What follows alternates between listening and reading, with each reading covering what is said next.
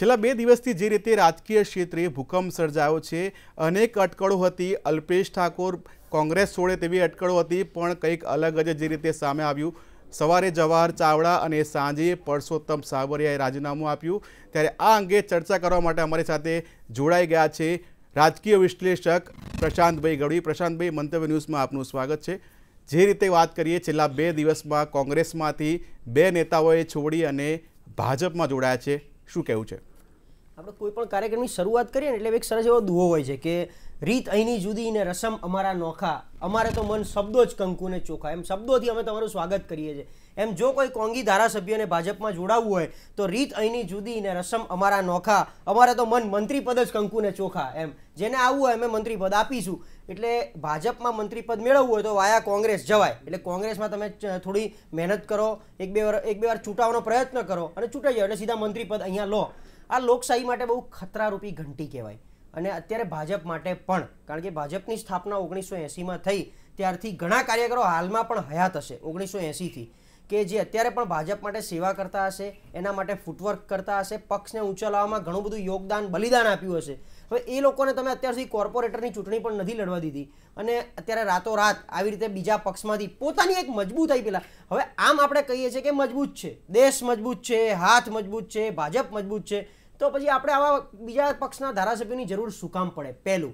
બીજું, મને એવું લાગે છે કે ભાજપ પાસે એક એવું એમઆરઆઈ મશીનમાં તમે જુઓ ને તો માણસને આખો અંદર મોકલે, પછી મશીન આખું ગોળ ફરે એટલે એના મગજનું બધું વાંચી લે. એટલે ભાજપ પાસે એવું મશીન હશે કે આ ધારાસભ્યોને અંદર મોકલતા હશે, પછી મશીન ફરે એટલે એમની આખી વિચારધારા પણ ફરી જાય, એમની માનસિકતા ફરી જાય. કારણ કે તો આખે શું થાય કે જે વ્યક્તિ, જે ધારાસભ્ય ગઈકાલ સુધી એવું જ કીધું છે આ ભાજપે ગુજરાતને બરબાદ કરી નાખ્યું છે, વિકાસ નામે વિનાશ કર્યો છે, એ રાતોરાત વિકાસની ગાથામાં અમારે જોડાઈ જવું હતું. અને માનનીય નરેન્દ્રભાઈની વિકાસ યાત્રા જે રીતે જઈ રહી છે, આ દેશનો વિકાસ થઈ રહ્યો છે. એટલે જે આ બધી વાતો, એવું એક એમઆરઆઈ મશીન ભાજપ પાસે હશે એવું મને ક્યાંક ને ક્યાંક દેખાઈ રહ્યું છે. યોગેશભાઈ પટેલને આજે આપણે ખરેખર દિલથી હાર્દપૂર્વક અભિનંદન પાઠવીએ, કારણ કે 7 ટર્મથી બરોડાની આ સીટ સાચવતા હતા અને તેમ છતાં એમને ક્યાંય એમની જેને મંત્રી પદ નહોતું મળતું, આ પહેલાં પણ એમણે બળવો 2017માં કર્યો હતો, એટલે એમને સાચા અર્થમાં એક મંત્રી બનાવ્યા. બાકી આજે જવાહર ચાવડા તો 24 કલાકમાં, એ સિવાય ધર્મેન્દ્રસિંહ જાડેજાની વાત આપણે કરીએ તો 2017માં એક સાથે 14 ધારાસભ્યો કોંગ્રેસમાંથી ભાજપમાં જોડાયા. એમાંથી જે લોકો સ્વબળે બહાર આવ્યા છે, કે જે પોતાના બલબૂતા ઉપર, પોતાના નામ પર જીતીને આવ્યા છે, ભલે ક્યાંક ને ક્યાંક ભાજપના ખેસનો એમને ફેર પડ્યો છે, પણ કોંગ્રેસના આટલા ભાજપના વલણમાં, આટલા જુવાળમાં કોંગ્રેસની આ સીટ એમણે સાચવી રાખી હતી અને પછી કોંગ્રેસ છોડીને ભાજપમાં આવ્યા અને પોતાના બળ ઉપર આ પાછી સીટ જીત્યા છે. એટલે આ કયા પ્રકારનું એમનું ગણિત, આના ઉપરથી એક વસ્તુ સ્પષ્ટ થાય છે કે રાજકારણી માત્ર રાજકારણ અને સત્તાની લાલચ માટે જ, એ જો એમ કહેતા હોય કે અમે ગરીબ પ્રજા માટે, અમે આ બિચારી પ્રજા કે અમારા ખેડૂતોના પ્રશ્નોને લઈને, આજે આપણે અલ્પેશભાઈને પણ ક્યાંક સાંભળ્યા કે હું ગરીબોની સાથે રહેવા માંગુ છું, સંઘર્ષની સાથે રહેવા માંગુ છું. અરે સાહેબ, 2 જ વર્ષ થયા છે તમારે રાજકારણમાં જોડાય.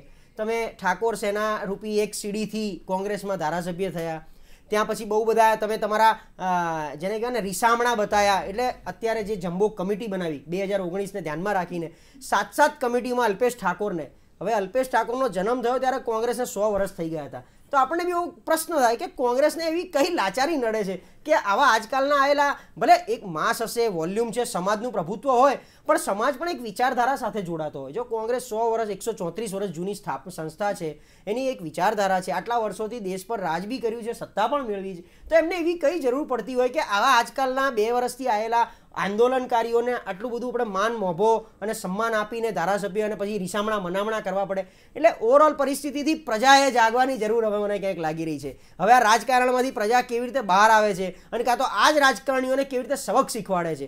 આમ તો આ બધા છે ને સુસાઇડલ એક સ્ટેપ્સ કહેવાય કે ભાજપ છે ને બહુ ડિસિપ્લિનવાળી પાર્ટી છે અને એ કાયમ સ્વીકારે છે કે અમે ડિસિપ્લિનમાં માનીએ છીએ. એટલે જે લોકો તમે આવો, પરફોર્મન્સ બતાવો તો તમે ટકી જશો, જો નહીં બતાવો તો અમારી પાસે સાઈડની ખુરશીઓ છે જ. ઘણા બધા નેતાઓ એવા છે જે કોંગ્રેસમાંથી ભાજપમાં ગયા છે અને અત્યારે કંઈક હાશિયામાં ધકેલાયા છે કે દેખાતા જ નથી, એમના ને એમના દિગ્ગજ ગદાના નેતાઓ. એટલે બહુ બધું છે આના વિશે બોલવું હોય તો, પણ એક લોકશાહી માટે ખતરારૂપી ઘંટી કહેવાય.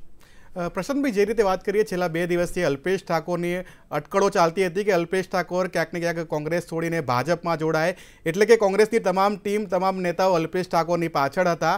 પણ કંઈક અલગ જ ચિત્ર સામે આવ્યું અને જે રીતે જવાહર ચાવડાએ છોડ્યું અને તે બાદ પરસોત્તમ સાબરિયાએ છોડ્યું, તો ક્યાંક ને ક્યાંક કોંગ્રેસને આ બંને નેતાઓ વિશે જાણ હતી કે નથી તે બાબતે શું માનવું છે?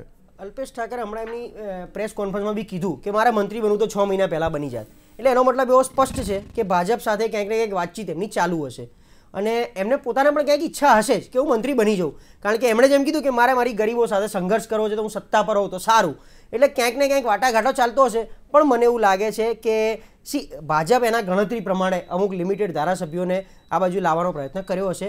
અત્યારે એમને જામનગરની સીટ ઉપર ક્યાંક એવું લાગ્યું 2019 જામનગર નહીં જીતાય, આહિર સમાજનું જે પ્રભુત્વમાં જૂનાગઢની સીટ ક્યાંય નહીં જીતાય. એટલે આ 2-3 ગણિતને ધ્યાનમાં રાખી અને કદાચ આ ઠીકરું માર્યું હોય કે અત્યારે આ 2થી આપણે વધારી લઈએ ભાજપમાં અને પછી જરૂર પડશે તો અલ્પેશ ઠાકોર બી હજી તો ક્યાં એમને સીટ કેન્ડિડેટ ડિક્લેર કર્યા છે. એટલે 26 કેન્ડિડેટ ડિક્લેર કરવાના હશે એ વખતે કદાચ અલ્પેશભાઈ ફરી પાછા ઊભા થાય. કારણ કે આ તો અલ્પેશભાઈ છે, કંઈ કશું કહેવાય નહીં. એક ભાજપ અને એક અલ્પેશભાઈ ઠાકોર અત્યારે કોઈ અનપ્રિડિક્ટેબલ માણસો છે. એમને તમે કોઈ બી રીતે ભવિષ્ય ના ભાગી જો કે કાલે આ શું કરશે. કારણ કે રોજબરોજ નવી અટકળો, રોજબરોજ નવા રીસામણા મનામણા ચાલુ થઈ જાય. હવે આજે મને સમજણ નથી પડતી કે ભલે ધારાસભ્ય છે, રિસ્પેક્ટેબલ વ્યક્તિ છે, પણ આ પહેલાં આવીને અત્યાર સુધી મારી અવગણના થઈ રહી છે, મારું ક્યાંય પક્ષમાં નામ નથી લેવાતું, મારું ક્યાંય પક્ષમાં ચલણ નથી લેવાતું, એની પણ નારાજગી વ્યક્ત કરી હતી એમણે. દિલ્હીનું તેડું આવ્યું, ત્યારબાદ 7 કમિટીઓમાં એમને મૂકવામાં આવે છે. એટલે આ બધું સમીકરણ જોતાં એવું લાગે છે કે અત્યારે ભાજપને અલ્પેશ ઠાકોરની જરૂર નથી લાગતી. હવે જેમ જેમ ઇલેક્શન નજીક આવશે અને એમ લાગે કે ભાઈ આ સીટ ઉપર ક્યાંક કાચું કપાઈ રહ્યું છે તો કદાચ અલ્પેશ ઠાકોર જાય તો ના નહીં. પ્રશાંતભાઈ, જે રીતે વાત કરીએ અલ્પેશ ઠાકોર હોય કે પછી જવાહર ચાવડા હોય કે પછી પરસોત્તમ સાબરિયા, જવાહર ચાવડાની વાત કરીએ તો તેઓ એવું કહેતા હતા કે મને કોંગ્રેસમાં મજા નથી આવતી એટલે હું ભાજપમાં જોડાયો છું. અને થોડાક સમય પહેલાં જ ગઈકાલે જે રીતે એમનો એક વિડીયો પણ વાયરલ થયો, વિડીયોમાં એવો સ્પષ્ટ એવું કહે છે મોદી સરકારની વિચારસરણી સાથે તેઓ સહમત નથી. તે પ્રકારનો એક સોશિયલ મીડિયામાં વિડીયો પણ કથિત વાયરલ થયો હતો. અને હવે જ્યારે તેઓ પક્ષમાં જોડાયા છે ભાજપ સાથે, ત્યારે એવું કહે છે કે પક્ષ સાથે રહેવું તે યોગ્ય છે. એ બાબતે શું માનશો? ખુદ જવાહર ચાવડાનું એક સ્ટેટમેન્ટ 2-3 વર્ષ પહેલાં કંઈક બહાર આવ્યું હતું કે હું ભાજપના ધારાસભ્યોને ખરીદી શકું એટલો સક્ષમ છું. અને આમ તો આ એમના ફાધર પેથલજી ચાવડા બહુ મોટું કોંગ્રેસનું વ્યક્તિત્વ કહેવાય. એમણે આ સીટને અને આ પંથકને, આહિર સમાજના એક બહુ મોટા મોભી કહેવાય. એટલે એમણે આ સીટને સાચવી રાખી અને સમાજનું પ્રભુત્વ અગ્રણી હતા. એટલે એમના વારસામાં એમને આ જવાહર ચાવડાની સીટ મળી. 3 ટર્મથી પોતે અહીંયા ધારાસભ્ય તરીકે રહેતા હતા. હવે પોતે આપણે હમણાં જોયું કે શપથ લેવા ગયા ત્યારે પોતે મર્સિડીઝમાં જતા હતા. એટલે મને સમજણ નથી પડતી કે આ નેતાઓ પ્રજાને કેટલી ભોળી સમજે છે. એમ કહે છે કે અમે ગરીબોના પ્રશ્નો સોલ્વ કરીએ છીએ. હવે તમે કયા ગરીબની આ 4 ટર્મમાં તમે એવા કયા પ્રશ્નનું સોલ્યુશન લાયા, નિરાકરણ લાયા? કોંગ્રેસમાંથી બી આજે કોંગ્રેસના ધારાસભ્ય બી વિધાનસભા માટે તો એક સભ્ય જ છે ને. એ તમે તમારા પ્રશ્નોની રજૂઆત કરી શકો છો, પ્રજાના પ્રશ્નોની વાચા આપી શકો છો. તમે એવું કયું કામ કર્યું? બીજું તમે કીધું એમ કે ગઈકાલ સુધી પોતે જ ભાજપે દેશને બરબાદ કરી નાખ્યો છે, ગુજરાતને બદનામ કરી નાખ્યું છે, ગુજરાતને પાછળ પાડી દીધું છે. હવે આજે રાતોરાત એ જ બધી વિકાસ ગાથા ક્યાંથી આવી ગઈ? એટલે માત્ર પોતાની એક લાલચા હોય છે. અત્યારે 22 વર્ષથી ભાજપ ગુજરાત પર રાજ કરે છે. એટલે કોંગ્રેસી ધારાસભ્યો જે આ સીટ સાચવી રાખતા હોય એમને ક્યાંક ફ્રસ્ટ્રેશન આવતું હોય. જેમ કુંવરજીભાઈને પણ આવ્યું કે પોતે આ સીટને આવા જુવાળમાં, જે મોદી સાહેબનો 2002નો જુવાળ, 2007નો, 2012નો જુવાળ 17માં ઓછો થઈ ગયો હતો, પણ 12 સુધીના જુવાળમાં પણ કુંવરજીભાઈ આ સીટને આબાદ રીતે જો સાચવી શકી અને તેમ છતાં એમને ક્યાંય કંઈ મળ્યું નહીં. એટલે આવા ફ્રસ્ટ્રેશનમાં એમણે આ પગલું ભર્યું. પણ કુંવરજીભાઈ તો સ્પષ્ટ એવું કહેતા હતા કે હું મારી પ્રજાને વિશ્વાસમાં લઈને આવ્યો છું. મારી પ્રજાએ મને કીધું કે આપણે સત્તા પક્ષમાં જઈએ તો કદાચ આપણા 2-4 સારા કામ થશે. અને આપણે ક્યાંક ને ક્યાંક એવું પણ જોયું કે એમના આવ્યા એના 1.5 જ મહિનામાં 400 કરોડના કામ, ડેમના, ચેક ડેમના, બ્રિજના, રસ્તાના લોકાર્પણના કામ થયા. પણ હવે જવાહર ચાવડાનું જો આપણે વાત કરીએ તો માણાવદર અત્યારે ગુજરાતમાં જલદ પ્રશ્નો, ખેડૂતના પ્રશ્નો છે. 182માંથી 165 કરતાં વધારે ધારાસભ્યો ખેડૂત લખાવે છે પોતાની જાતને, ભલે મર્સિડીઝમાં ફરતા હોય. કદાચ મને એવું લાગે છે એમને ત્યાં પાક વધારે સારો થતો હશે સૌરાષ્ટ્રમાં, ખાલી એમને ત્યાં માણાવદરમાં. એટલે તો એમણે એ ખેડૂતના પ્રશ્નોની વાચા શું આપી? એમણે એવા કયા નવી પોલિસીમાં સરકારને એવી મદદ કરી કે ભાઈ ખેડૂતના આ પ્રશ્નોની સામે આપણે આવું કંઈક કરીએ તો કદાચ ખેડૂતને અહીંયા આવો ફાયદો મળે? એવું ક્યાંય મને કોઈ એંગલથી કશું દેખાતું નથી. પણ કે આ 4 ટર્મથી પોતે ધારાસભ્ય હતા, મંત્રી પદ નહોતું મળતું એટલે ભાજપમાં જોડાઈ ગયા. જે રીતે પ્રશાંતભાઈ વાત કરીએ તેવી જ રીતે યોગેશ પટેલની વાત કરીએ. છેલ્લા 7 ટર્મથી તેઓ માંજલપુરથી વિજેતા રહ્યા છે અને છેલ્લા ઘણા સમયથી તેઓ મુખ્યમંત્રી સમક્ષ જે કેબિનેટની માંગ કરતા હતા, પણ છેલ્લે તેમને મંત્રીમંડળમાં જે રીતે સ્થાન મળ્યું છે, આટલા વર્ષોની મહેનત, કદાવર નેતા હોવા છતાં પણ છેક હવે ભાજપને સૂઝ્યું કે તેમને મંત્રીમંડળમાં સમાવવા જોઈએ. એ બાબતે શું માનવું છે? બરોડાથી યોગેશભાઈ મધુભાઈ શ્રીવાસ્તવ અને હજી એક પેલા અપક્ષના ધારાસભ્ય જે ભાજપમાંથી આ વખતે આવ્યા છે સાવલીના ધારાસભ્ય કેતનભાઈ ઇનામદાર, એ 3 જણાએ છેલ્લા 8 મહિનામાં ઘણી બધી ગુપ્ત મિટિંગો કરી, પક્ષને પણ ઘણી બધી જાણ કરવાનો પ્રયત્ન બી કર્યો કે ભાઈ અમારી અવગણના થઈ રહી છે. હવે યોગેશભાઈ 7 ટર્મથી એમની ઉંમર, મેં કીધું એમ કે આજે ભાજપની સ્થાપનાથી એ દિવસથી ભાજપની સાથે રહી, સતત 7 ટર્મથી ચૂંટાતા આવે અને ક્યાંય એની ગણના, ક્યાંય એમની ગણતરી ના થાય, એટલે એમનું પણ ફ્રસ્ટ્રેશન ઘણા સમયથી હતું. બહુ બધી વાર રજૂઆત કરી ચૂક્યા હતા, પણ ભાજપ બી ક્યાંક ને ક્યાંક આવી રાહ જોતું હતું કે ભાઈ કોઈક બીજા 2 મહેમાન આવે તો એમની સાથે તમારું ભાણું પીરસીએ, કારણ કે એકલા મહેમાનનું ભાણું પોસિબલ હતું નહીં વચ્ચે, એટલે આવી રીતે રાહ જોઈ. અને અત્યારે આમની સાથે એમને બી, પણ તો બી તમે જોયું કે એમને રાજ્ય કક્ષાના મંત્રી બનાવ્યા છે, અને કદાચ બહારથી આવેલા આપણા જવાહરભાઈને કેબિનેટનું મંત્રી પદ, કુંવરજીભાઈ બાવળિયાને કેબિનેટનું, એટલે ક્યાંક ને ક્યાંક હજી બી એમની તો અવગણના જ કહેવાય. જે રીતે એમણે ભોગ આપ્યો છે, જે રીતે ભાજપને અહીંયા ઊભી રાખી છે, કારણ કે બરોડાની આ સીટ ઉપરથી. પ્રશાંતભાઈ, આપને હું અટકાવવા માંગીશ. જવાહર ચાવડા પ્રતિક્રિયા આપી રહ્યા છે, સીધા જ આપણે ત્યાં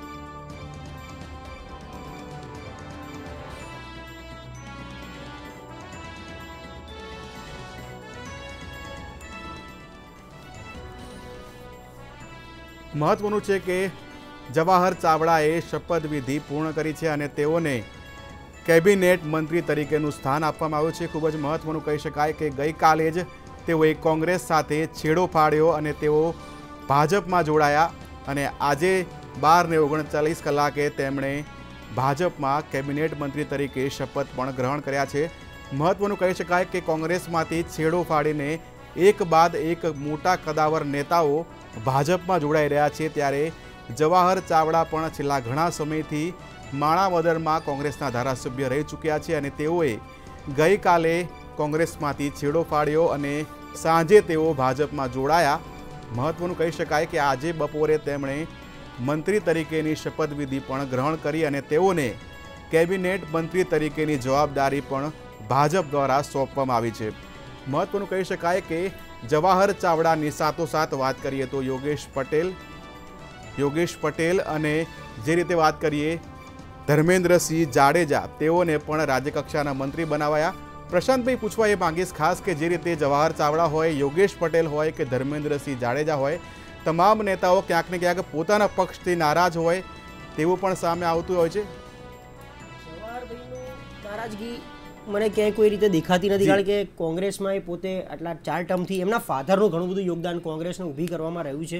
આપણે અટકાવવા માંગીશ ખાસ જે રીતે શપથ ગ્રહણની આપણે વાત કરી રહ્યા છીએ, શપથ ગ્રહણની વિધિ થોડાક સમય પહેલા જ પૂર્ણ થઈ ગઈ છે.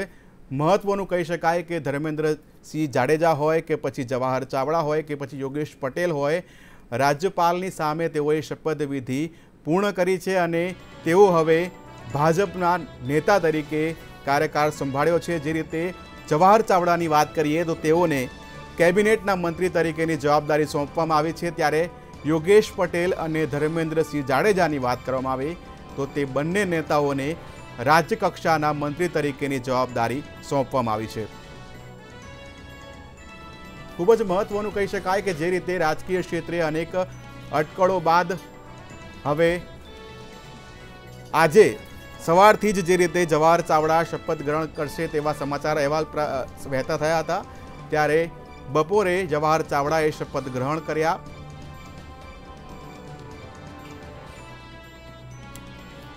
પ્રશાંતભાઈ, ખાસ આપને એક સવાલ પૂછવા માંગીશ કે જવાહર ચાવડા હોય કે પછી અગાઉના નેતા કુંવરજી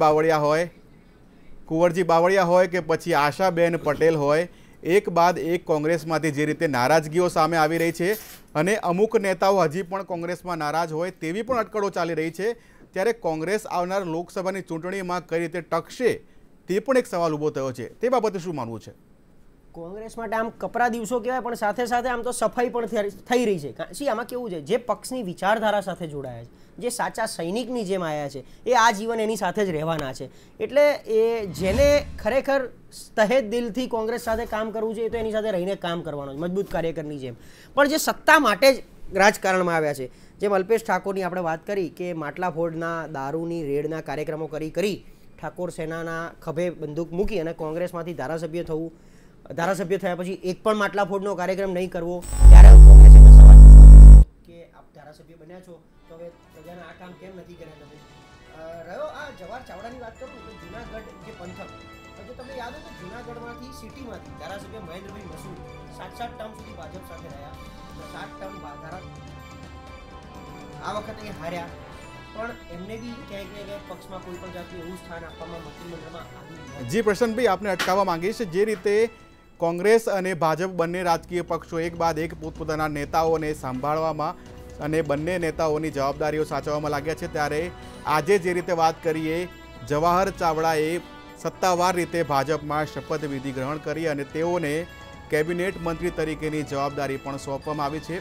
ખૂબ જ મહત્વનું કહી શકાય કે એક બાદ એક જે રીતે કોંગ્રેસમાંથી નેતાઓ નારાજગી વ્યક્ત કરી રહ્યા છે અને તે બાદ ભાજપમાં જોડાઈ રહ્યા છે, ત્યારે આવનાર લોકસભાની 2019ની ચૂંટણી કોંગ્રેસ માટે ખૂબ જ મુશ્કેલ થાય તેવી પણ હાલમાં જે રીતે અટકળો ચાલી રહી છે અને ભાજપ એક બાદ એક કોંગ્રેસના નેતાઓને પોતાના પક્ષમાં ખેંચી રહ્યા છે, ત્યારે ભાજપ ધીમે ધીમે મજબૂત થતું હોય તેવું પણ સામે આવી રહ્યું છે અને કોંગ્રેસ ધીમે ધીમે તૂટતું હોય તેવા પણ હાલમાં અહેવાલો જોવા મળી રહ્યા છે. મહત્વનું કહી શકાય કે સૌથી પહેલાં વાત કરીએ કુંવરજી બાવળિયા, તે બાદ આશા પટેલ અને ગઈકાલે જવાહર ચાવડા અને તે બાદ સાંજે પરસોત્તમ સાબરિયાએ કોંગ્રેસમાંથી છેડો ફાડ્યો અને હવે થોડાક સમયમાં કદાચ પરસોત્તમ સાબરિયા પણ ભાજપમાં જોડાય તો નવાઈ નહીં. આ બધી વાતો ઉપરથી હાલમાં એવું લાગી રહ્યું છે કે રાજકીય ક્ષેત્રે છેલ્લા 2 દિવસથી જે અટકળો ચાલતી હતી તે તમામ અટકળો ક્યાંક ને ક્યાંક ખોટી સાબિત થઈ. અલ્પેશ ઠાકોરની વાત હતી તો અલ્પેશ ઠાકોર કોંગ્રેસમાં જ રહેશે તેવું તેમણે પોતે જણાવ્યું.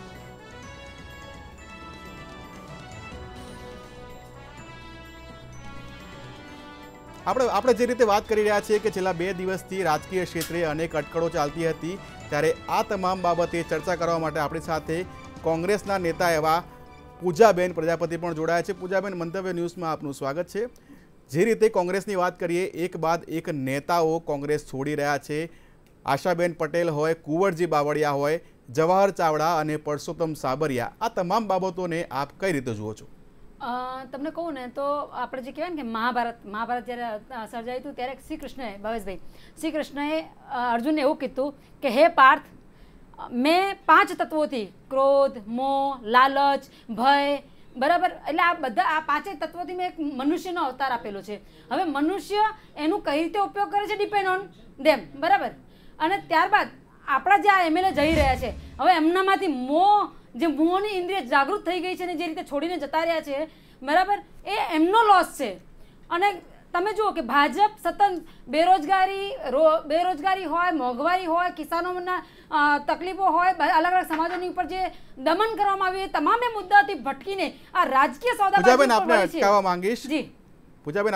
માંગીશ. જે રીતે વાત કરીએ, રૂપાણી, નાયબ મુખ્યમંત્રી શ્રી નીતિનભાઈ પટેલ, ગવર્નર શ્રી, પ્રદેશના અધ્યક્ષ જીતુભાઈ વાઘાણી અને સિનિયર મંત્રીશ્રીની ઉપસ્થિતિમાં ગુજરાતના મંત્રીમંડળમાં 3 મંત્રીશ્રીઓએ શપથ લીધા હતા. શ્રી જવાહરભાઈ ચાવડા, શ્રી યોગેશભાઈ પટેલ અને શ્રી હકુભાઈ જાડેજા અત્યાર સુધી એ ધારાસભ્ય તરીકે પોતપોતાના વિસ્તારમાં અને ગુજરાતની જનતાની સેવા કરતા હતા. હવે મંત્રીશ્રી તરીકે એ ગુજરાતની શાંતિ, એકતા અને વિકાસમાં પોતાનો સહયોગ આપવાના છે. હું એમને જ વિનંતી કરું કે તમારી સાથે એ લોકો વાતચીત કરે.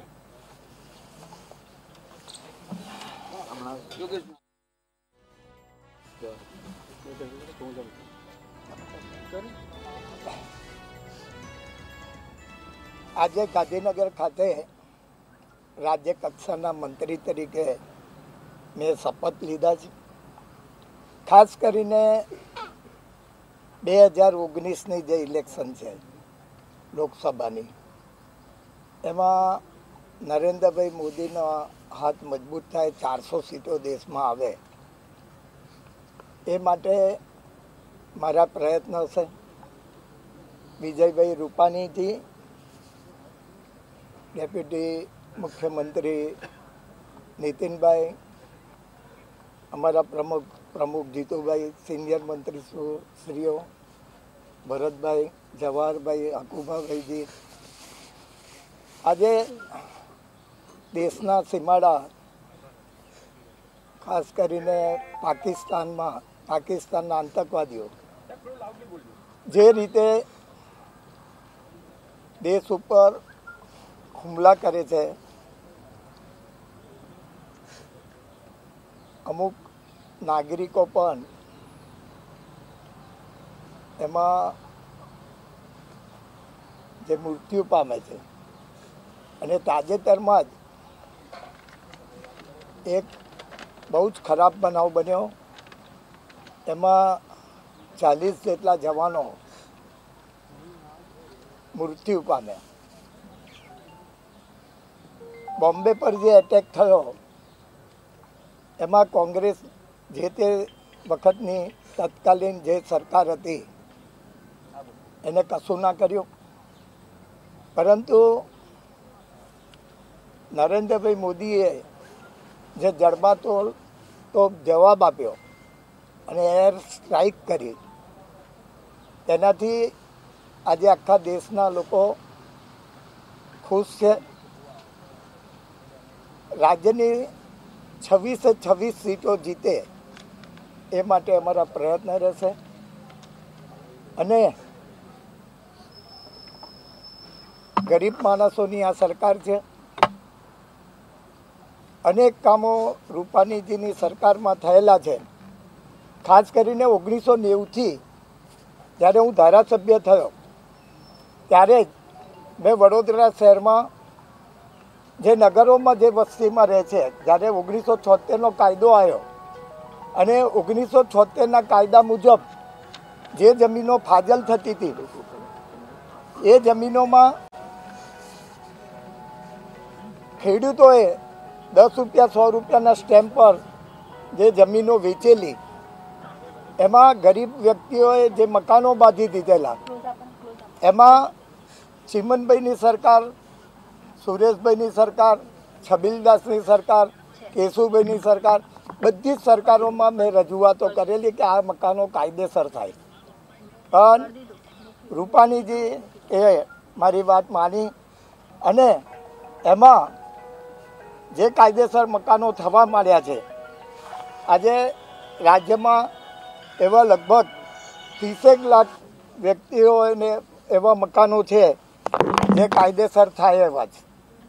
તો આ એક કામ. અને બીજું, જ્યારે નરેન્દ્રભાઈ આજે મુખ્યમંત્રી હતા ત્યારે 2012માં ગરીબ માણસોની જે ઝૂંપડપટ્ટી છે, નગરો છે, એમાં એ લોકોની બહુ ખરાબ દયનીય સ્થિતિ હતી. એ લોકો સારી રીતે રહી શકતા નહોતા, કારણ કે પાણી નહોતી, ગટર નહોતી, પથ્થર પેવિંગ નહોતા, કાચા પાકા રસ્તા નહોતા. આ બધા માટે મેં 10%ની જે વાત કરી કે 10% ધારાસભ્ય આપે, 90% સરકાર આપે. આજે એનાથી બહુ સારી રીતે નગરના લોકો રહી શક્યા છે.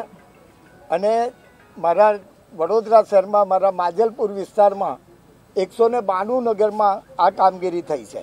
તેવી જ રીતે સોસાયટીઓમાં બી 20%ની સ્કીમ હતી, એમાં 10% ધારાસભ્ય, 10% સોસાયટીવાળાને, 90%, 80% સરકાર આપે. એમાં બી આજે સારામાં સારા રસ્તા દરેક સોસાયટીઓમાં થઈ ગયા છે.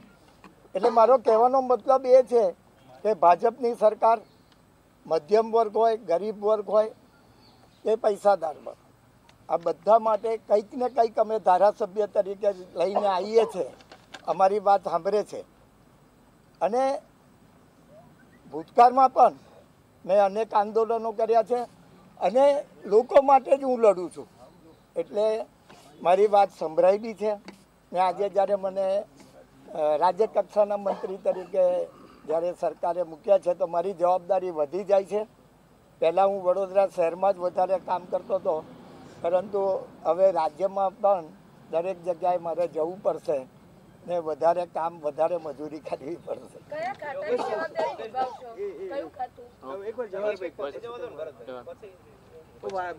બહુ લાંબુ તમારે થઈ જશે.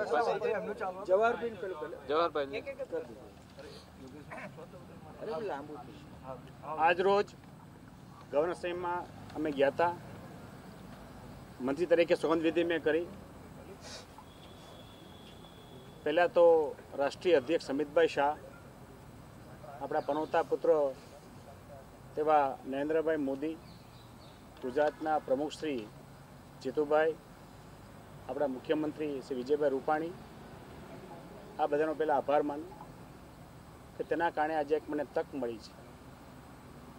આ તકના કારણમાં મારા વિસ્તારના મતદારો, મારા કાર્યકરો, જેના મારા વ્યવહારો અને પ્રેમને કારણે આ કક્ષાએ મને પહોંચાડ્યો છે, તેનો પણ આ તકે મને આભાર માનવો જોઈએ. જ્યારે જવાબદારી મને સોંપવામાં આવી છે તો આ જવાબદારીને કારણે ગુજરાતની પ્રજાને સૌથી વધારે કેવી રીતે ફાયદો આપી શકીએ તેવી અમારી મહેનત રહેશે. ગુજરાતમાં આપણી સરકાર હોય અને કેન્દ્રમાં જો આપણી સરકાર બેઠી હોય તો સરકારી યોજનાના મેક્સિમમ લાભો મળી શકે. આવતા સમયમાં, ટૂંક સમયમાં આપણે લોકસભાની ચૂંટણી પણ આવવાની છે. તેમાં પણ અમારી પૂરી મહેનત રહેશે. આપણી સરકાર કેન્દ્રમાં ફરી આવી જાય તો ઘણા મોટા લાભો આપણે મળી શકે. આના આપણે પ્રયત્નો પૂરેપૂરા કરશું. ગુજરાતની પ્રજાને, વંચિતોને, જરૂરિયાતમંદને ઉપયોગી થાય તેવી અમારી મહેનત રહેશે.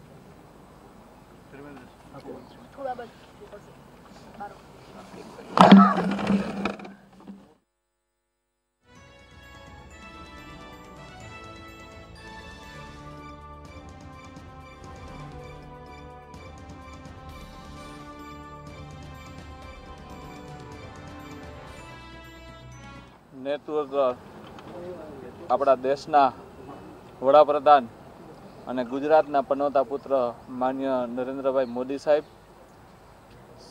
ઓલ ઇન્ડિયા ભારતીય જનતા પાર્ટીના અધ્યક્ષ અને વિશ્વમાં મોટી પાર્ટીના અધ્યક્ષ એવા અમિતભાઈ શાહ સાહેબ, રાજ્યના યશસ્વી મુખ્યમંત્રી વિજયભાઈ રૂપાણી, નાયબ મુખ્યમંત્રી નીતિનભાઈ, સિનિયર મંત્રીઓ શ્રી, પાર્ટીના પ્રમુખ જીતુભાઈ, ભરતભાઈ અને ખાસ જામનગરની અને દેવભૂમિ વિસ્તારની જનતાનો હું હૃદયથી અને આભાર માનું છું અને હું ઋણી છું કે જે રીતના દેશ આગળ ચાલી રહ્યો છે, જે રીતના રાજ્ય આગળ ચાલી રહ્યો છે, વિકાસના પંથે અત્યારે સમગ્ર દેશ અને રાજ્ય ચાલી રહ્યા છે, એના સહભાગી અમને ભારતીય જનતા પાર્ટીએ અને લોકોએ જે બનાવ્યો એનો હું હૃદયથી આભાર માનું છું. અને દેશનો અને રાજ્યનો વધુમાં વધુ વિકાસ થાય, છેવાડાના માનવી સુધી વિકાસ થઈ શકે ત્યારે રાજ્યના મંત્રી તરીકે આજે શપથ લીધા અને મારા ઉપર જે વિશ્વાસ મળ્યો છે માન્ય દેશના વડાપ્રધાન મોદી સાહેબ, અમિતભાઈ, વિજયભાઈ, નીતિનભાઈ, જીતુભાઈ અને સિનિયર મંત્રીએ વધુમાં વધુ લોકોનો, ગુજરાતના છેવાડાના લોકો સુધી પહોંચી અને અમે કાર્ય કરી શકીએ એટલા માટે આજે અમે રાજ્ય કક્ષાના મંત્રી તરીકે મેં શપથ લીધા છે અને તમામનો આભાર માનું છું કે મને તકે આપી એ તક વધુમાં વધુ ગરીબ લોકો સુધી, છેવાડાના લોકો સુધી એનો લાભ મળે એવા હર હંમેશા મારા પ્રયત્નો રહેશે. અને સમગ્ર ગુજરાતમાં જે રીતના દેશ આગળ ચાલી રહ્યો છે એમ ભારતીય જનતા પાર્ટીની 26 સીટ ગુજરાતમાં મોટી બહુમતીથી ચૂંટાય એવા અમે પ્રયત્ન કરશું. ધર્મેન્દ્રસિંહ, તમારી વાત કરીએ, તમને જે ઇનામ મળ્યું છે, જે પ્રકારે તમે ભૂતકાળમાં કોંગ્રેસ સાથે ગદ્દારી કરી અને રાજ્યસભામાં બળવંતસિંહની તરફેણમાં મતદાન કર્યું, એનું આ ઇનામ છે. તમારી જનતાની સેવાનું નહીં, તમને એ કોંગ્રેસે ધારાસભ્ય બનાવ્યા ત્યારે ક્રોસ વોટિંગ કર્યું, અત્યારે આ મંત્રીપદ મળ્યું છે. મારી છેલ્લા 2 વર્ષથી હું રજૂઆત કરતો હતો, કોંગ્રેસના નેતૃત્વ સાથે મારે વાંધો હતો અને કોંગ્રેસના લોકો હારે સ્થાનિક 2 વિસ્તારના લોકોને ગદ્દારી નથી કરી. મારા લોકોએ મને જોઈ લીધું છે કે જામનગરની જનતાએ મને 42,000 વોટોથી મને જીતાવ્યો છે અને ભારતીય હું કોંગ્રેસમાં હતો ત્યારે પણ વિકાસ નહીં, ક્યારે પક્ષાપક્ષી નથી રાખી. હું જ્યારે આમાં હતો કોંગ્રેસમાં ધારાસભ્ય ત્યારે પણ હું આવ્યો હતો. જ્યારે હું સરકારમાં રજૂઆત કરી રહ્યો ત્યારે વધુમાં વધુ લોકોએ કામ મારા કર્યા છે અને ક્યારેય લોકો સાથે મેં ગદ્દારી નથી કરી, વિશ્વાસઘાત નથી કર્યા. અને 2 વર્ષથી અમારી લડાઈ હતી જગજાહેર હતી, મીડિયાની સામે હતી કે પાર્ટી સામે લડાઈ હતી. એટલે ગદ્દારી કરી હોય તો લોકો 42,000 મતથી ચૂંટાવે નહીં. અને ભારતીય જનતા પાર્ટી ઉપર ત્યારથી મને વિશ્વાસ હતો કે વિકાસની નીતિ ઉપર ભારતીય જનતા પાર્ટી આવે છે. એ વિકાસની નીતિ સાથે હું ભારતીય જનતા પાર્ટીમાં જોડાણો હતો, અને જોડાણો તો એનો દાખલો લોકોએ દઈ દીધો છે. હું 11,000થી ચૂંટાણો હતો કોંગ્રેસમાં, ને ભારતીય જનતા પાર્ટીમાં ચૂંટાણો આવ્યો પછી 42,000થી. એટલે કોણ ગદ્દાર છે એ આપને વિચારવાનું છે. મંત્રી તરીકેની આપણી પ્રાથમિકતા કઈ રહેશે? આપ હવે મંત્રી વધુમાં વધુ લોકોની સેવા હું કરી શકું. હરમેશ હું મારા વિસ્તારમાં, અને મારું કર્મભૂમિ જામનગર છે અને જન્મભૂમિ દેવભૂમિ દ્વારકા છે. હરમેશ હું લોકોની વચારે રહ્યો છું. લોકોની વધુમાં વધુ સેવા થઈ શકે મારા વિસ્તારની, સૌરાષ્ટ્રની અને સમગ્ર ગુજરાતની. મારી પહેલી પ્રાયોરિટી લોકોની સેવા કરી. મારા પહેલા એવા કોઈ અત્યારે તો સમગ્ર વિસ્તારમાં વિકાસના કામ ખૂબ જ થઈ રહ્યા છે. હજી ક્યાંય પણ બાકી હશે અમે ફરીએ. લોકોની જ્યાં માંગણી હશે ત્યાં રાજ્ય સરકાર હંમેશા કરે છે કામ, અને જ્યાં પણ લોકોની જરૂરિયાત હશે ત્યાં અમે હજી વધુમાં વધુ કામ લોકોના કરશું. મને તો ભારતીય જનતા પાર્ટી અને રાજ્યના મુખ્યમંત્રી જે પણ ખાતું મને આપે મારી બધી જવાબદારી તૈયારી છે. મારે કોઈ એવી અપેક્ષા નથી કે મને આ ખાતું આપે કે આ ખાતું. મારે તો લોકોની સેવા કરવી છે, અને સેવા કરવા માટેની મને તક આપી દેશના વડાપ્રધાન, રાષ્ટ્રીય પ્રમુખ, રાજ્યના મુખ્યમંત્રી, પાર્ટી પ્રમુખ. પણ મારે કોઈ એવી અપેક્ષા નથી કે મને આ ખાતું, મને જે પણ ખાતું આપે એ મારી સેવા કરવાની તૈયારી. ના, કોઈ નહીં. કોંગ્રેસ એમએલએ તરીકે તમારા કયા પ્રશ્નો જે તમે ઉઠાવતા હતા જે હવે તમે મંત્રી તરીકે તમે હવે એડ્રેસ કરશો અને રિઝોલ્વ કરશો? અત્યારે તો ધારો કે જે ડિપાર્ટમેન્ટ સોંપવામાં આવે અત્યારે તો જે ડિપાર્ટમેન્ટ સોંપવામાં આવે ડિપાર્ટમેન્ટની રાજ્ય લેવલમાં શું ફાયદો થઈ શકે છે તેવી કામગીરી. લોકોના કયા પ્રશ્નો જે છે ગમે તે ડિપાર્ટમેન્ટો કયા પ્રશ્નો તમે ઉકેલવામાં આવતા? મારા વિસ્તારની વાત કરી હતી. મારા વિસ્તાર સુખની પેલા ચર્ચા થયેલી છે હમણાં મધ્ય ગુજરાતથી પ્રતિનિધિત્વ નથી મળતું, તેઓ વડોદરાથી ઉઠતો હતો. હવે એક પ્રતિનિધિત્વ મળી ગયું. હવે સબ સલામત વડોદરા લોકસભા પહેલા. મેં કદાપી હું મંત્રી બનું, મારા ઈષ્ટદેવ મંત્રી તરીકે માગણી કોઈની પાસે કરી, મારું કામ લોકોના પ્રશ્નો ઉકેલવાનું. પણ યોગેશભાઈ તમે એવું પણ કીધું હતું કે એમ્સની વાત થતી હતી રાજકોટ કીધું એમ્સ તો આપો, મંત્રી મંડળ ના આપો. નહીં, મંત્રીની તો વાત જ નહીં કરી. એમ્સ મળે એ માટે મારી રજૂઆત વિધાનસભામાં હતી અને 12 બી જનતા દળમાં હતા, તમે રાજ્યસભા ક્રોસ કર્યું, ભાજપમાં આવ્યા, તમને સતત અન્યાય થયો. તમે 90 થી સિનિયર ધારાસભ્ય છો, તમને કેબિનેટ મંત્રી તરીકે તમારાથી જુનિયર કક્ષા ધારાસભ્ય કેબિનેટ કક્ષા પ્રધાન છે, તમને તો સામાન્ય રાજ્ય કક્ષા પ્રધાન બનાવો છો. મારે લોકોના કામ માટે મતલબ છે. હું રાજ્ય કક્ષાનો મંત્રી રહીશ તો કેબિનેટ મંત્રી પાસે કોઈના કામ કરાવવાના છે તો બી કરાવીશ.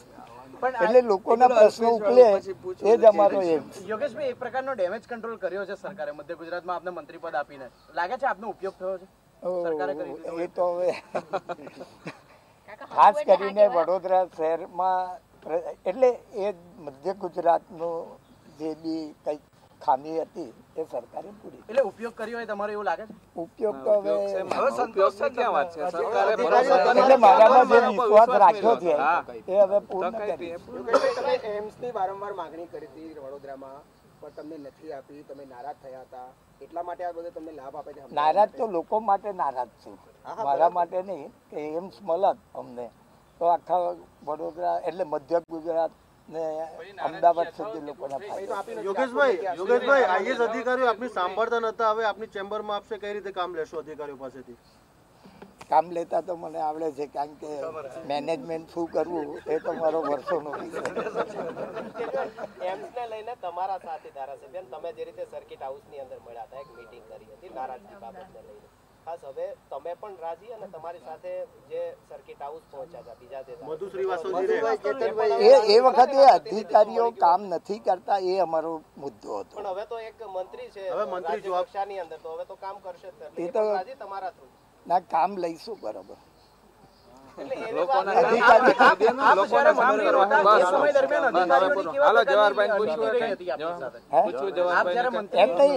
મંત્રી નહોતો ત્યારે એટલે કામ ડીલે થતા હતા અને લોકોની એ એટલી બધી છે કે કોઈ બી કામ લઈને આવે તો જલ્દીથી થાય એ લોકો ઈચ્છે છે એટલે જ અમારે બોલવું પડે.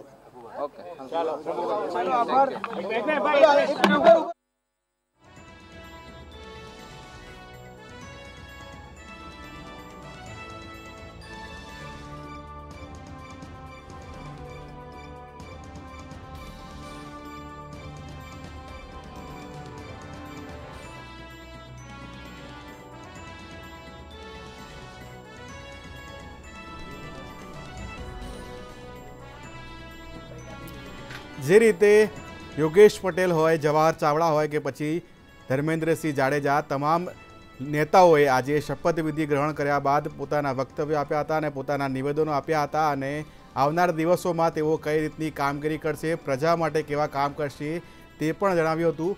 પૂજાબેન, ખાસ આપને પૂછવા માંગીશ કે ગઈકાલથી જે રીતે અલ્પેશ ઠાકોર કોંગ્રેસ છોડે તેવી અટકળો ચાલતી હતી એટલે કોંગ્રેસના તમામ નેતાઓને અલ્પેશ ઠાકોરની પાછળ મોકલી દેવાયા હતા, પણ કંઈક નવું જ જે રીતે બહાર આવ્યું છે જવાહર ચાવડા અને તે બાદ પરસોત્તમ સાબરિયા, તો પછી સવાલ એ થાય છે કે શું કોંગ્રેસના નેતાઓને જવાહર ચાવડા કે પરસોત્તમ સાબરિયા વિશે કોઈ અંદાજો હતો કે પછી નહીં?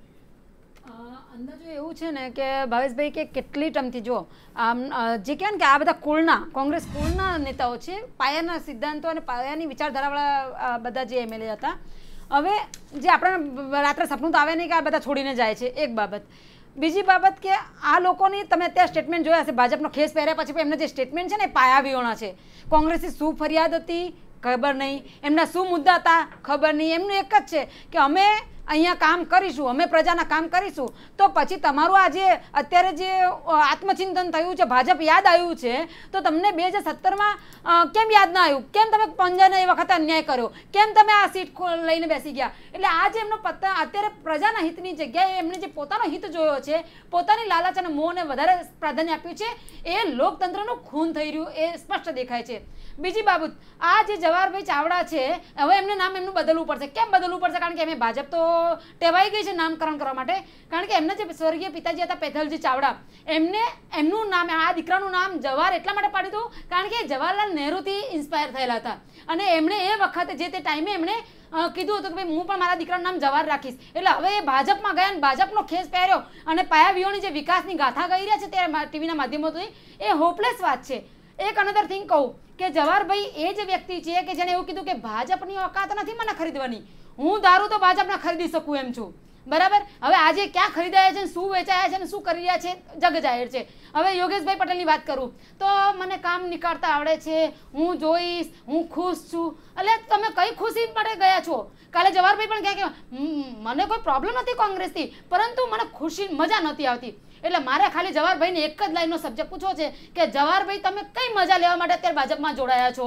આ તમે પ્રજાના વોટોનું અહિત કર્યું છે, પ્રજાએ તમને પંજાના ચિહ્ન ઉપર જીતાડીને લાયા ત્યાં, અને અત્યારે તમે લોકો જે રીતે ભાજપનો ભગોધારી કરીને ભાજપની વાહ કરી છો એ પણ તમારા ટીવીના માધ્યમ ઉપરથી દેખાઈ રહ્યું છે. પાછળથી કોઈ બેક કર્યું છે કે આવું બોલો આવું ના બોલો. એટલે જે કમાન્ડ રિમોટ કંટ્રોલના અંડરમાં આવી ગયા છે પોતે પણ યાંત્રિક તરીકે, એ શરમજનક છે. અનધર એક વસ્તુ હું કહી દઉં, એક બીજી બાબત કહી દઉં કે જે ચાલાકી હોય ને ભાવેશભાઈ, એ માત્ર હંગામી હોય, થોડા ટાઈમની હોય, પરંતુ જે આવડત છે ને એમની ગળથુથીમાં જે કોંગ્રેસની વિચારધારા છે ને એ કાયમી હોય છે. હવે આ 3, 4, 5 રાજ્યસભા વખતે બીજા 12 આ જે પણ 15-20 જણા ગયા છે, હવે કોંગ્રેસનો વિકાસ કરવા ગયા છે, કોંગ્રેસને પૂરી કરવા ગયા છે, અરે ભાજપનો વિકાસ કરવા ગયા છે કે ભાજપને પૂરી કરવા ગયા છે, એ તો આવનાર સમય બતાવી શકશે. બરાબર. એટલે ક્યાંક ને ક્યાંક ભાજપ પોતે ચક્રવ્યૂહમાં ફસાઈ ગયો છે. અને તમે જો આજની જે શપથવિધિ થઈ એમાં નીતિન કાકા બહાર આવ્યા મોટા ઉપાડે સ્ટેટમેન્ટ આપવા માટે કે આવું છે ને અમારે હજુ અમારા મંત્રી પદો ખાલી છે. અરે કાકા, તમારી સીટ ગાયબ થઈ ગઈ, તમારા કંકોત્રીઓમાંથી નામ ગાયબ થઈ ગયા, તમે ઉદઘાટનમાંથી ગાયબ થઈ ગયા, તમારું વર્ચસ્વ સચવાયું નહીં, તમે પોતે ભાજપની વિચારધારાવાળા અને તમે હવે કોંગ્રેસના એમએલએની વાહ કરી રહ્યા છો. એટલે જે માસ્ટર ગેમની કોશિશ કરી રહ્યું છે, ભ્રષ્ટાચાર, બેરોજગારી, આ જે અલગ અલગ જે સમાજના લોકો છે આગેવાનો એમની પર જે દમનગીરી થઈ, આ બધા જ મુદ્દાઓને છુપાવવા માટે, એમની ઉપર પડદો પાડવા માટે આ રાજકીય સોદાબાજી ભાજપ કરી રહ્યું છે, જે લોકતંત્ર માટે બહુ જ ખરાબ છે અને જેનાથી આખી અત્યારે જે પ્રજા જોઈ રહી છે, ભાવેશભાઈ, અત્યારે પ્રજા જોઈ રહી છે એ ડિસાઇડ કરશે કે શું કરવું. અને આ લોકોની આ જે ગદ્દારી કરી છે કોંગ્રેસ સાથે એ ક્યારેય માફ નહીં થાય. રાજ્યસભા વખતે અમારા 13 MLA ગયા હતા, રાજ્યસભા કોંગ્રેસ જીતીને આવ્યું હતું. હવે આ લોકો ગયા છે એટલે લોકસભામાં કોંગ્રેસનો ઝંડો ફહેરાશે એ બહુ ટૂંક સમયમાં ખબર પડી જશે. પૂજાબેન, જે રીતે વાત કરીએ, કોંગ્રેસના જ નેતા અલ્પેશ ઠાકોર આજે પ્રેસ કોન્ફરન્સ કરી, તેઓએ નિવેદન પણ એવું આપ્યું કે ક્યાંક ને ક્યાંક મને મજા નથી આવતી, ક્યાંક ને ક્યાંક મને મંત્રી બનવાના પણ એવા ઈચ્છાઓ થતી હતી, મને ઘણી બધી મંત્રી પદની પણ એવી ઈચ્છા થતી હતી, પણ છતાંય હું કોંગ્રેસ સાથે જોડાયેલા છું. એટલે ક્યાંક ને ક્યાંક અલ્પેશ ઠાકોર પણ હજી પણ કોંગ્રેસ સાથે નારાજગી હોય તેવું પણ સામે આવી રહ્યું છે. તો જે રીતે કોંગ્રેસમાં એક એક કરીને નેતાઓની નારાજગી બહાર આવી રહી છે, હજુ પણ 2-3 નેતાઓ નારાજ હોય તેવું પણ સામે આવી રહ્યું છે. તો કોંગ્રેસની નારાજગી ક્યાં સુધી અને તે નારાજગીનું નુકસાન આવનાર લોકસભાની ચૂંટણીમાં કોંગ્રેસને કેટલો પડશે? ભાવેશભાઈ, સૌથી પહેલા નારાજગીનો મુદ્દો તમને ક્યાંય દેખાયો અત્યાર સુધીમાં? આટલા MLA ગયા, કોઈ પણ એવું સ્પષ્ટ કહી શકે કે અમને આ પ્રોબ્લેમ હતી કોંગ્રેસથી નારાજગી? પણ શેની નારાજગી ભાઈ? અમે 6-6, 5-5, 4-4 વખત તમને ટર્મ્સ ઉપર ટિકિટ આપીએ એની નારાજગી છે તમને? અમે લોકો તમારી પર ભરોસો કર્યો એની નારાજગી છે? તમારે શું જોઈએ છે? યા તો તમે તમારા અંદર આંતરિક મનમાં ઝાંકીને જુઓ કે તમારે શું કરવું છે, શું બતાવવું છે ને શું કરવા ગયા છો. અને બીજી બાબત, યોગેશભાઈ તો અત્યારે આ યોગેશભાઈ પટેલ ગયા છે એ તો રિટાયરમેન્ટ ઉપર છે અત્યારે, એટલે કહી શકાય કે અત્યારે ભાજપનો લાવો લેવા ગયા છે, બરાબર? કે હું ભાજપમાં જોડાઈને તો જો કે અંદર છે શું. બીજા કેટલાય નવરા કરી દીધેલા જેટલા MLA છે આ ભાજપ દ્વારા, જે નવરા કરીને MLA ને બધા ખૂણામાં મૂકી દીધા, આ એમની લિસ્ટમાં જોડાવા ગયા છે. અનધર થિંગ, એક બાબત કહી દઉં કે આપણા જે અમારા નરહરીભાઈ અમીન એક ખાટો માણસ કહેવાય ને, એકદમ મજબૂત નેતા હતા, અત્યારે ખાલી માત્ર વ્યવસ્થાપક ખુરશી ગોઠવવાનું કામ કરતા થઈ ગયા છે. બસ આ લોકો પણ એમાં જોડાશે. ફક્ત કોંગ્રેસ જ એવી પાર્ટી છે કે જ્યાં માન સન્માન અને રિસ્પેક્ટ મળે છે, તમને ટિકિટો મળે છે, તમારી ઉપર ભરોસો કરીને તમને જીતાડવા માટે પ્રતિનિધિઓના અંદર મોકલવામાં આવે છે, અને ભાજપમાં તમારે માત્ર ને માત્ર પાછળના ફૂટપેટ ઉપર જોઈ અને બધું જોવાનું છે કે શું ચાલી રહ્યું છે. આશાબેનની હાલત હમણાં જ 4 મહિનાથી હજુ તો આશાબેનની હાલત જોઈ લો, અને આગળના જે નેતાઓ ગયા છે એમની પણ હાલત જોઈ લો. હવે બીજી એક બાબત કહી દઉં તમને કે આ લોકો જે પોતાની સત્તા લાલચુ અને પોતાના હિત માટે ગયા છે ને સાહેબ, એને પ્રજા ક્યારેય નહીં સ્વીકારે. અને આ ફટકો ભાજપને બહુ ખતરનાક, બહુ જબરદસ્ત મળવાનો છે અને પ્રજા જ આપી શકશે અને કોંગ્રેસ જીતશે એ સ્પષ્ટ દેખાઈ રહ્યું છે. પ્રશાંતભાઈ, આપને એક સવાલ પૂછવા માંગીશ કે જે રીતે સૌથી પહેલાં વાત કરીએ, કુંવરજી બાવળિયાએ કોંગ્રેસમાંથી રાજીનામું આપ્યું, ભાજપમાં જોડાયા અને તે બાદ તેઓ ભાજપમાં પણ ઇલેક્શન લડીને સારા એવા વોટોથી જીત્યા. એટલે કે આવનાર દિવસોમાં કદાચ જો આશા પટેલ હોય કે પછી જવાહર ચાવડા હોય કે તે તમામ નેતાઓ ભાજપમાંથી ઊભા રહેશે અને ઉમેદવારી તરીકે ચૂંટણી લડશે તો તે જીતશે હારશે તે પણ એક મોટો સવાલ ઊભો થયો છે. તે બાબતે શું માનવું છે?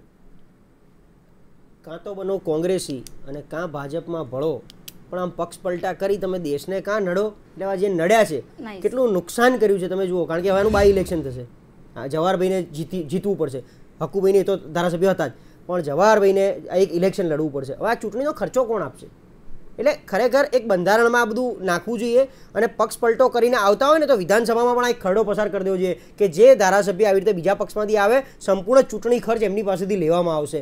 અને એ સિવાય ઘણી બધી જવાબદારી, એટલે મને એવું લાગે છે કે જ્યારે તમે પક્ષ જોઈન્ટ કરો છો ને ત્યારે એ વખતે જ કંઈક આનું ધારાધોરણ નક્કી કરવું પડશે. કારણ કે આ રીતે પક્ષ પલટા કરી અને પૃથ્વી ગોળ છે એવું સાબિત કરી આપવું હોય કે ભાજપથી કોંગ્રેસ, કોંગ્રેસથી ભાજપ, એટલે એ એક લોકશાહી માટે બહુ ખતરારૂપ છે. એટલે મને એવું લાગે છે કે કોંગ્રેસમાં ક્યાંક તમે કંઈક પાપ કર્યા હોય, તમારાથી કોઈ ગંભીર ભૂલ થઈ ગઈ હોય તો ભાજપરૂપી ગંગામાં તમે આવી એમાં નહીં લો એટલે કદાચ તમે સ્વચ્છ થઈ જશો એવું કદાચ આ બે પક્ષ માનતા હશે તો એ ભૂલ ભરેલી છે. હવે મને એવું લાગે છે ક્યાંક જનતાએ જાગવું જોઈએ, આ બધું જોવું જોઈએ. કુંવરજીભાઈ 20,000 મતોથી જીત્યા. હવે કુંવરજીભાઈ પોતે વ્યક્તિત્વ ઓલરેડી પીઢ વ્યક્તિત્વ, કોંગ્રેસી પીઢ કોંગ્રેસી હતા. આટલા વર્ષો સુધી એમણે એમના નામ પર આ સીટને સાચવી રાખી હતી. ભાજપમાં જોડાયા ત્યારબાદ એમણે જે લોકાર્પણના અમુક કામ કર્યા હશે એની કંઈક અસર અને ભાજપનું થોડું પીઠબળ મળ્યું, એ બધું ભેગું કરો. કારણ કે આમ બી કુંવરજી બી આટલા વ્યક્તિત્વ હતા તો બી 10,000થી વધારે મતોથી ક્યારેય જીત્યા નહોતા. પહેલી વાર 20,000 મતે જીત્યા. એટલે એમાં ક્યાંક ભાજપનું પીઠબળ એમને મળ્યું, ક્યાંક ભાજપ તરફથી ત્યાંની જનતાને કંઈક આપી હશે લાલચ લાલસા બીજી બધી કે ભાઈ અમે નવા બીજા આવા કામ કરી આપીશું તો આટલું કરી આપીશું, એવું કંઈક કર્યું હશે. વત્તા કોંગ્રેસો સામે નબળો ઉમેદવાર એટલે લાભ ના લઈ શકી કોંગ્રેસ, કંઈક એવું જ હશે. અવસરભાઈ નાક્યાને ઊભા રાખ્યા હતા એટલે એવું કંઈક ઓવરઓલ સમીકરણ એવું બેઠું કે કુંવરજીભાઈ જીતી ગયા.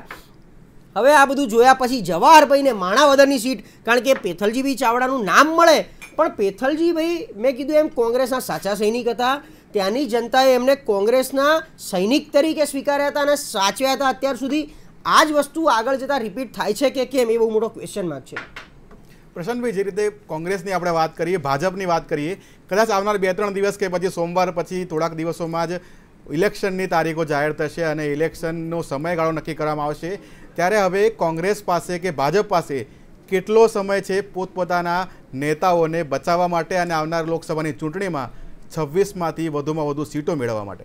એટલે 26માંથી 26 લાવવા, મિશન 26 પૂર્ણ કરવા માટે જ કદાચ આ બધા ચોકઠા ગોઠવ્યા હોય. કારણ કે જુનાગઢ ક્યાંક કાચું કપાતું હતું, હજી જામનગર ક્યાંક કાચું કપાય છે.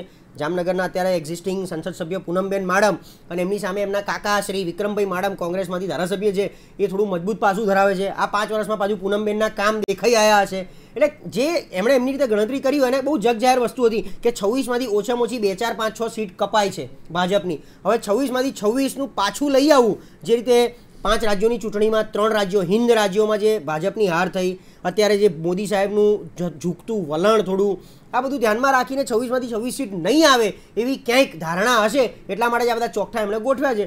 હવે આગામી સમય જ આપણને દેખાડશે. પાછો એમાં બી સમય ઓછો છે એટલે મેં કીધું એમ હજી જોડતોડની નીતિ તો થશે જ. કારણ કે જે લોકસભા સીટ ઉપર ભાજપને એવું લાગતું હશે કે આ સીટ મારી સેફ નથી થઈ રહી, ત્યાં કદાચ એક નવો કોંગ્રેસી ધારાસભ્ય જાય તો ના નહીં સાહેબ.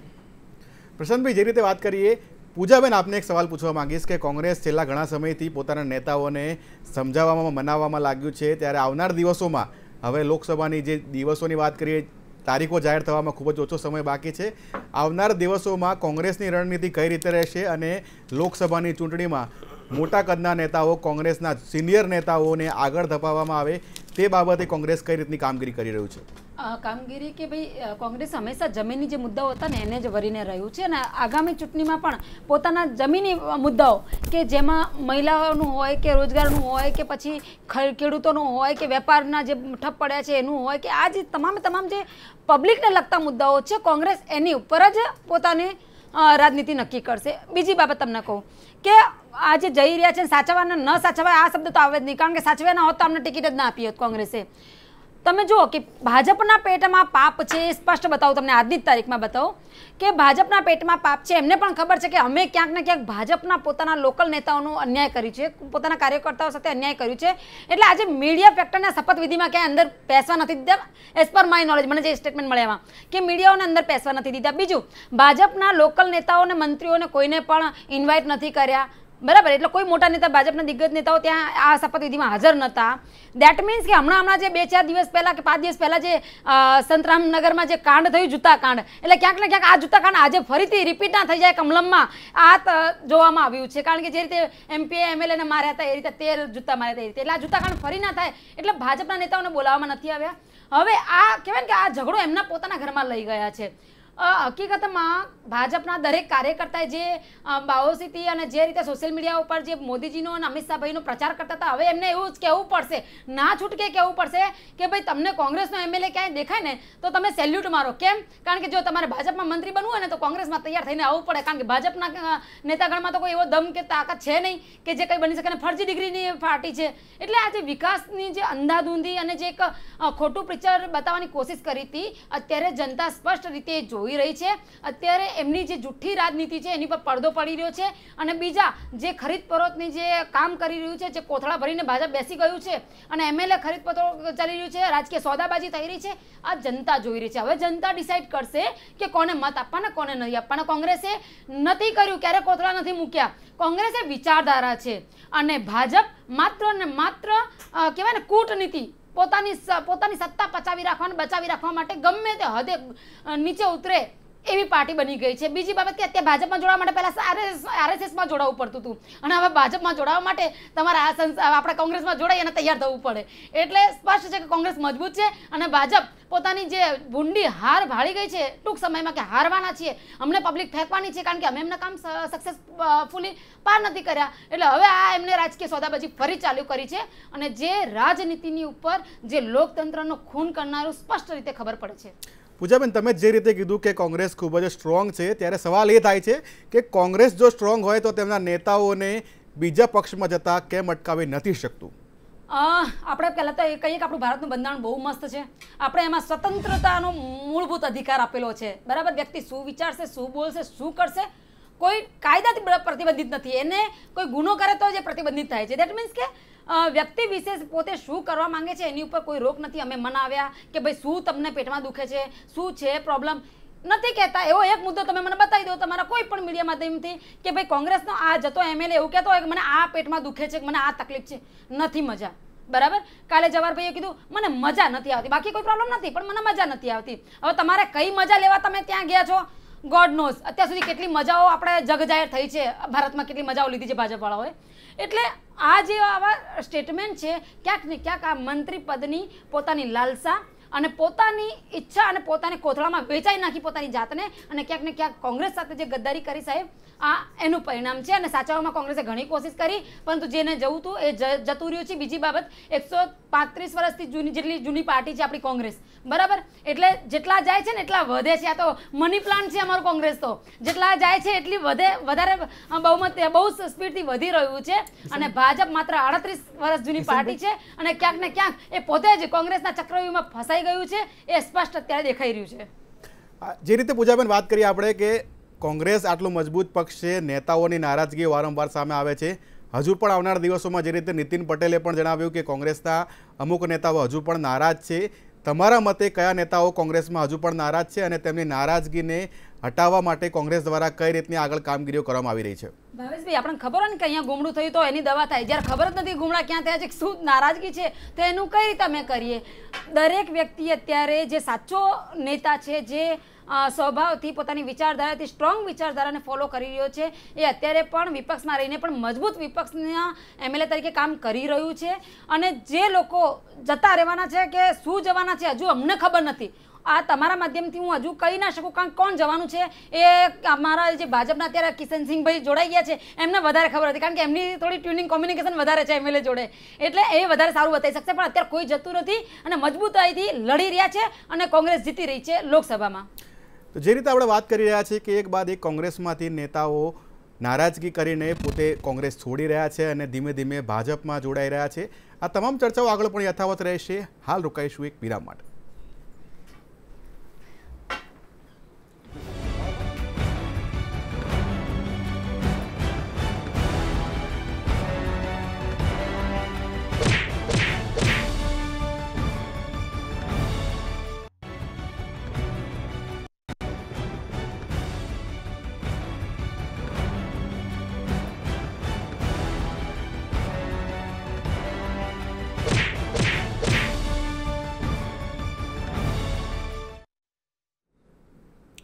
બ્રેક બાદ આપનું સ્વાગત છે. દર્શક મિત્રો, જે રીતે આપણે વાત કરી રહ્યા છીએ, છેલ્લા 2 દિવસથી રાજકીય ક્ષેત્રે એક હડકંપ મચી ગઈ છે, ભૂકંપ સર્જાયો છે. અને જે રીતે કોંગ્રેસના 2 નેતાઓએ એક જ દિવસમાં કોંગ્રેસમાંથી રાજીનામું આપ્યું, અને જે રીતે જવાહર ચાવડા કાલે ગત્તાવાર રીતે ભાજપમાં જોડાયા, અને આજે તેમણે શપથવિધિ પણ ગ્રહણ કરી, અને હવે પરસોત્તમ સાબરિયા પણ કદાચ થોડાક સમયમાં ભાજપમાં જોડાય તો નવાઈ નહીં. આ તમામ બાબતે ચર્ચા કરવા માટે આપણી સાથે જોડાયા છે ભાજપના નેતા કિશનસિંહ સોલંકી. કિશનસિંહ, આપનું મંતવ્ય ન્યૂઝમાં સ્વાગત છે. જે રીતે વાત કરીએ, ભાજપ એક બાદ એક કોંગ્રેસના નેતાઓને ભાજપમાં લઈ રહ્યું છે અને મંત્રી પદ આપી રહ્યું છે, ત્યારે સવાલ એ થાય છે કે શું ભાજપ પાસે સિનિયર નેતાઓની કમી છે? આજે આખો દિવસ ચેનલ ડિબેટ્સમાં અને બાકી વાર્તાલાપમાં સમહાવ આઈ ડોન્ટ નો કે અમારી ઉપર બ્લેમ શેના માટે થાય છે કે અમે કોઈને લઈ રહ્યા છીએ. હકીકત એ છે કે આ દેશના વિકાસના પર્યાય એવા શ્રી નરેન્દ્રભાઈ મોદીની વિકાસની રાજનીતિ, એમનું દ્રઢ મનોબળ, મજબૂત નિર્ણય શક્તિ, દુશ્મન દેશોમાં ઘૂસીને મારી શકવાની કુનેહ અને એમની નિશ્ચયતા, ઘણા બધા કારણો છે કે જેના લીધે આખા દેશની મોટાભાગની પાર્ટીઓના નેતાઓ ભારતીય જનતા પાર્ટી તરફ આશાભરી મીટ માંડીને બેઠા છે. અને હવે જે અત્યાર સુધી ગરીબો માટે, શોષિતો માટે, ખેડૂતો માટે, વિદ્યાર્થીઓ માટે, મહિલાઓ માટે, બાળકો માટે જે અત્યાર સુધી આપણને અશક્ય લાગતું તે બધું અશક્ય થયું છે. લોકોને ખબર પડી કે અશક્ય હતું જ નહીં. એ કરવાની કુનેહ નહોતી, એ કરવાની દાનત નહોતી. કારણ કે જે લોકોની આપણે વાત કરી રહ્યા છીએ એ લોકોને માત્ર સત્તાની પડી હતી. સત્તા અને અત્યારે પણ જે ગુજરાતમાં થઈ રહ્યું છે એમાં આપણે ખરેખર એ પ્રશ્ન એ લોકોને પૂછવો જોઈએ. એક બે બનાવ બન્યા હોત તો આપણે માની શકત કે યા ઇટ્સ પોસિબલ કે સત્તા લાલસામાં બન્યા હોઈ શકે. એમની યુવા નેતાગીરી અને યુવા નેતૃત્વ, એમના કાર્યકરોને, એમના સનિષ્ઠ નેતાઓને, ચૂંટાયેલા ધારાસભ્યોને, ચૂંટાયેલા જિલ્લા તાલુકા પંચાયતના સભ્યોને સાચવવામાં, સાંભળવામાં, એમના પ્રત્યે કૂણી નજર રાખવામાં, એમની વાતને એમની શ્રેષ્ઠ એટલે રાષ્ટ્રીય નેતાગીરી સુધી પહોંચાડવામાં નિષ્ફળ રહી છે. આ એમની નિષ્ફળતાનું પરિણામ છે. ભારતીય જનતા પાર્ટીના વિકાસના દરવાજા તો આપ માટે પણ ખુલ્લા છે, પૂજાબેન માટે પણ ખુલ્લા છે. આપ સૌનું સ્વાગત છે વિકાસની રાજનીતિમાં. અમારી વિચારધારા સાથે અને રાષ્ટ્રીય સાથે આવો, સૌનું સ્વાગત છે. કિશનજી, જે રીતે વાત કરીએ કે ભાજપ એક બાદ એક કોંગ્રેસના નેતાઓ તો લઈ જ રહ્યું છે, ભાજપના જે સિનિયર નેતાઓ છે, જે જૂના નેતાઓ છે, તેઓને ક્યાંક ને ક્યાંક અન્યાય થતો હોય તેવું લાગી રહ્યું છે કે કેમ? બિલકુલ નહીં. આપ ભાજપ ફરી વખત મેં સ્પષ્ટતા કરી દઉં, અમારું નામ જ ભારતીય જનતા પાર્ટી છે. આપ પણ એના સભ્ય છો. જો આપ અમારી વિચારધારાની સાથે છો, રાષ્ટ્રહિતની સાથે છો, તો આપ પણ અમારી સાથે છો. આ ભારતીય જનતા પાર્ટી છે. આ ભ્રષ્ટાચારી પાર્ટી નથી જે અત્યાર સુધીના રેકર્ડ 1947 થી અત્યાર સુધીના જ્યાંથી ભ્રષ્ટાચારની ગંગોત્રીઓ વહેતી થઈ, એ પાર્ટી નથી. એ પાર્ટી નથી. કોંગ્રેસ એમએલએ ના જતા. It's okay. અમે ક્યાં ના પાડીએ છીએ? તમે એમની પર હવે અત્યારે આક્ષેપ કરો છો. અમે આક્ષેપ નથી કરતા. તકલીફ તમને પડવાની છે. કેમ ખબર છે? તમે જે આ નેતા અમારા જે સરસ મહાન નેતાઓ બધા ગયા છે તમારામાં, એમને તમે લોકો ભક્તોએ તમે જે ગાળો દીધી હશે એ બધું જ એ બધું કરી અને એ બધું ડિલીટ કરવું પડશે. તમારે એમને વિકાસ પુરુષ કહેવા પડશે, તમારે એમને સેલ્યુટ કરવા પડશે. એટલે આ તકલીફ તમારી વધી ગઈ. અમાર તો અમારા એમએલએ તમે લઈ ગયા છો એની વાત કરું છું. તમારા એમએલએ અમે નથી લઈ ગયા. તમે લઈ ગયા. એમએલએ તમારા ત્રાસ, તમે કાર્યકર્તા નથી બનાવ્યા, તમે મંત્રી પદ બનાવ્યા છે. તમે સમજી લો, કાર્યકર્તા તરીકે નથી લઈ ગયા. તમારી જો કોઈ લિસ્ટ છે એમની તકલીફ, એમની જે પેટમાં દુખતું એવી કોઈ લિસ્ટ છે તમને આપી છે કે કોંગ્રેસમાં તમારી હજી પણ કહું છું, સમય છે. દેશની જનતાની, આપણા રાજ્યની જનતાની નાડને પારખો.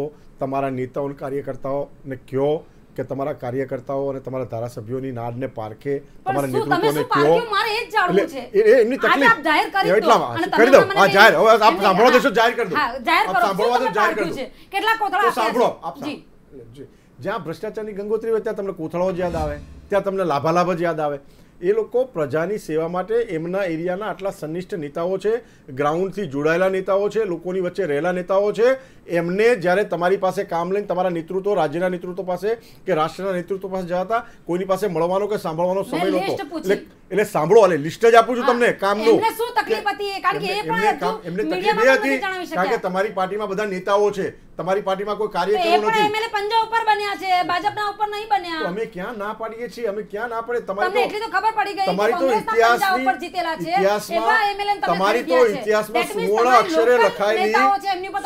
અક્ષરે લખાયેલી તમારી ભ્રષ્ટાચારી પાર્ટી માટે મારી પાસે શબ્દો જ નથી કહેવા માટેના. એટલે તમે આપણે એ વાત એ છે, તમે તમારા નેતાઓ, રાજ્યના નેતાઓ, તમારા નેતૃત્વને, તમારા ધારાસભ્યને, તમારા કાર્યકરોને સાચવીને શકતા. આપણે માત્ર એમએલએ ની વાત નથી કરતા. તમે કેટલી તાલુકા પંચાયતો કોઈ, તમે કેટલી જિલ્લા પંચાયતો કોઈ, એનો પણ જવાબ આપો. અરે અમે તો સત્તામાં છીએ. અમારે શું લાલસા કે તમારે કોંગ્રેસના તૈયાર એમએલએ લઈ જવા પડે? તમારી ઉપર ભરોસો નથી? કિશનસિંહ આયારામ ગયારામ નો જમાનો કોના સમયમાં ચાલુ થયો હતો? આયારામ ગયારામ શબ્દ કોના જમાનામાં આવ્યો? એટલે જમાના એટલે તમે શું કરી રહ્યા છો અત્યારે? તમે શું કરી રહ્યા છો? અમે એવું નથી કરી રહ્યા. એમણે રાજીનામું આપ્યું છે. આપના દર્શકો દ્વારા આ માહિતી જાય. બંને ધારાસભ્યોશ્રીઓએ અગાઉ આશાબેને રાજીનામું આપ્યું છે.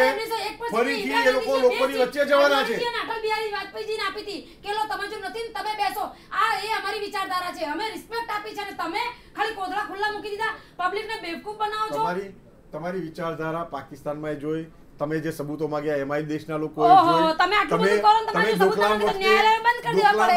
કારણ કે ન્યાયાલય આપણા ભારત દેશમાં ન્યાયાલય સબૂત ઉપર ચાલે છે. તમારા સિદ્ધુજી બાજવાજીને ભેટ્યા એ પણ જોયું. તમારા પેલા સાંસદ જે બોલ્યા તે તમને ખબર છે ને? એટલે બધું જુએ છે. ગમે તેટલો ગુમરાહ કરો. કિશનસિંહ જે સાચું છે એ સ્વીકારો કે તમારો વિકાસ તો પાટોટો તો ફૂટી ગયો છે. સારી વાત છે. સાચી વાત. પૂજાબેન નહીં સારું કઈ. તમે હમણાં શું કીધું? તમે આવો રિસ્પેક્ટ. પણ તમારી ભાજપે એવું કીધું તું કે અમે કોંગ્રેસ મુક્ત ભારત કરીશું. એટલે મારા ભાઈ તમે હવે ભારતીય જનતા પાર્ટીનું નામ બદલી નાખો. તમે હવે એવું કહો કે ભારતીય આયાતી પાર્ટી. તમારે ખરીદ ફરોખ્ત કરવું છે, તમારે એમએલએ લઈ જવા છે, સેલ્યુટ ઠોકો. અને તમારા જે ભાજપના નેતાઓ અને કાર્યકર્તાઓ છે એ ખુરશીઓ સાફ કરો. કોંગ્રેસના એમએલએ પર તૈયાર છે.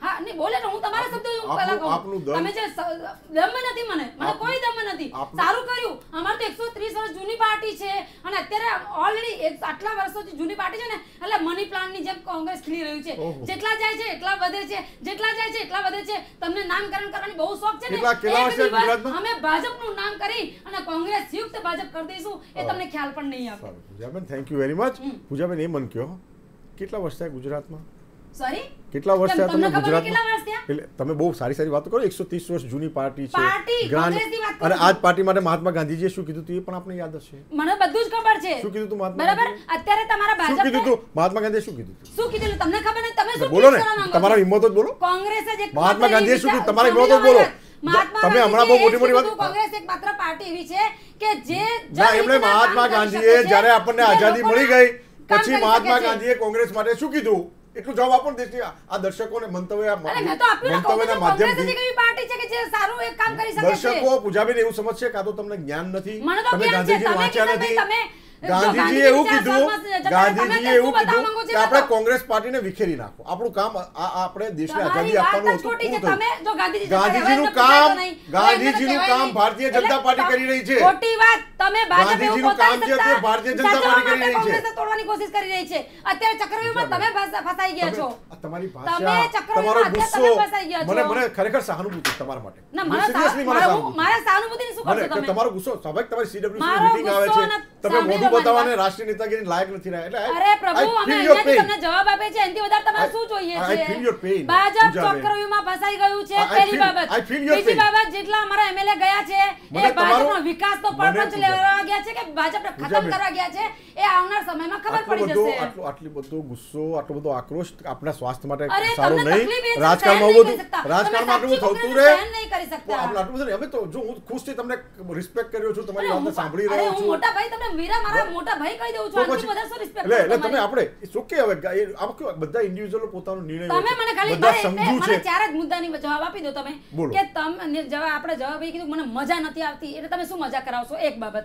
અને આ જેટલા એમએલએ તમારા ગયા છે એમને કોંગ્રેસમાં શું તકલીફ હતી એની કઈ લિસ્ટ તમને આપી એ બતાવી દો ખાલી કે અમને આ તકલીફ હતી તો તમારા તરફથી અમને લિસ્ટ આપે તમને ખબર હોવી જોઈએ તમને ગાંધીજી જે બિચારા સ્વર્ગીય આત્મા થઈ ગયા છે એમની સાંભળો હવે તમારે સાંભળો છે શું કીધું લિસ્ટ આપો હવે સાંભળો તમારે હવે સાંભળો દેશો તો વચ્ચે ડિસ્ટર્બ કરે નહીં કરો બોલો બોલો આશાબેન થી લઈ કુંવરજી બાવળિયાથી લઈ વિઠ્ઠલ રાણાથી લઈ નરહરી અમીનથી લઈ શંકરસિંહ વાઘેલાથી લઈ મહેન્દ્રસિંહ વાઘેલાથી લઈ સીકે રાવલજી બળવંતસિંહ રાજપૂત તેજસ્વી પટેલ અમિત ચૌધરી ધર્મેન્દ્રસિંહ જાડેજા રાઘવજી પટેલ રામસિંહ પરવાર જીવાભાઈ પટેલ આ બધાનું એક જ સ્ટેટમેન્ટ હતું કોમન અમને અમારી સાથે અન્યાય થાય છે અપમાનજનક વર્તન થાય છે એટલે તમે કોઈ પણ સ્ટેટમેન્ટ આશાસ્પદ કહી દો છો તમે તમારી અનુકૂળતા પ્રમાણે તમે ગાંધીજીનું સ્ટેટમેન્ટ યાદ રાખો છો નથી રાખતા તમારે અનુકૂળતા પ્રમાણે સરદાર પટેલે તમારા કહો છો સમટાઈમ તમે ભંગાર સાથે સરખામણી કરી દો છો it's all about I mean તમારી અનુકૂળતા ક્યાં છે એના ઉપર તમે લોકો સ્ટેટમેન્ટ બાંધો છો અમારી અનુકૂળતા એક જ છે રાષ્ટ્રહિત અને ભારતીય જનતા પાર્ટીની વિચારધારા આ અમારું એક જ સ્ટેટમેન્ટ કાયમ માટે રહેશે અને એક બહુ ઇન્ટરેસ્ટિંગ હું આપણે દાખલો આપું વિચારસરણીથી અને પાર્ટીની શિસ્તથી કેટલો ફરક પડે છે કે આજ નવજોતસિંહ સિદ્ધુ જે બાજવાજીના પીટવાથી પ્રખ્યાત થયા અને સબૂતો માગવાથી પ્રખ્યાત થયા છે કે કુખ્યાત થયા છે જે પણ થયા છે એ જ્યારે ભારતીય જનતા પાર્ટીમાં હતા તો દેશના આપ નવયુવાનને પૂછો દેશની ગૃહિણીઓને પૂછો બધા એમાંથી સિદ્ધુ જેટલો દેશપ્રેમી કોઈ હોઈ ના શકે આ કોંગ્રેસની એવી રીતે કઈ ગળથુથી છે કે આ સિદ્ધુજી જેવા કોંગ્રેસમાં ગયા પાકિસ્તાનની ભાષા બોલતા થઈ ગયા સબૂતો માંગતા થઈ ગયા એટલે પણ એમણે કર્યું એટલે તમારી હું સિદ્ધુનો વાંક નથી જોતો આમાં તમારી કોંગ્રેસની ગળથુથીનો વાંક છે આ તમારી ગળથુથી તમારા દિગ્વિજયસિંહ મુંબઈમાં જઈ પાકિસ્તાનને ક્લીન ચીટ આપતા હોય મણિશંકર જઈ કહેતા હોય અમને ભાજપથી બચાવો મોદીને હટાવો આવી પાકિસ્તાન પર ગુહાર લગાવતા હોય ભારતની વાત કરતા હતા અત્યારે તમારું ભાજપ શું થઈ ગયું મને એટલું કહી દો પૂજાબેન તમારું અત્યારે ભાજપ કોંગ્રેસ યુક્ત થયું છે એ લોકોના હૈયા હોઠ અને દિલો દિમાગમાં જે રાષ્ટ્ર માટેની ભાવના હતી રાષ્ટ્રીય હતું એ હવે બહાર આવ્યું ખુલ્લેઆમ એ લોકો બહાર આવ્યા રાષ્ટ્રહિતમાં તમારી માનસિકતા જોઈ લીધી એ લોકોએ તમારી માનસિકતા એમણે જોઈ લીધી તમારી કાર્ય કરવાની પદ્ધતિ એમણે જોઈ લીધી તમે કેવો અન્યાય કર્યો જોઈ લીધું તમે કેટલું અપમાન કર્યું અપમાન જોઈ લીધું એટલે તમે તમારી નિષ્ફળતા કબૂલો છો આટલા બધા નેતાઓની નિષ્ફળ છે જ નહીં અમે તો કહીએ છીએ કે વેરી ગુડ. ભાજપ એટલે instead of તમે મારી આખું ભાજપ અમે કોંગ્રેસ યુક્ત કરી નાખ્યું. હવે શું વિચારો છો તમે? તમારા આપણા નીતિન કાકા એમને બહુ મસ્ત સરસ મીડિયા પર સ્ટેટમેન્ટ આપ્યું કે હજુ તમારી ઘણા મંત્રી પદ ખાધેલ છે. અરે મારા ભાઈ, તમારી ખુરશી જોખમમાં આવી ગઈ, તમારું કંકોત્રીમાંથી નામ, તમે ઉદ્ઘાટનમાંથી ગાયબ, અને તમે અમારા એમએલએ વેલકમ કરો. તમને કે ફરી પાછા 44 પર જવાની ચિંતા તો નથી આજે. હું ક્લેપિંગ કરું. તમને 44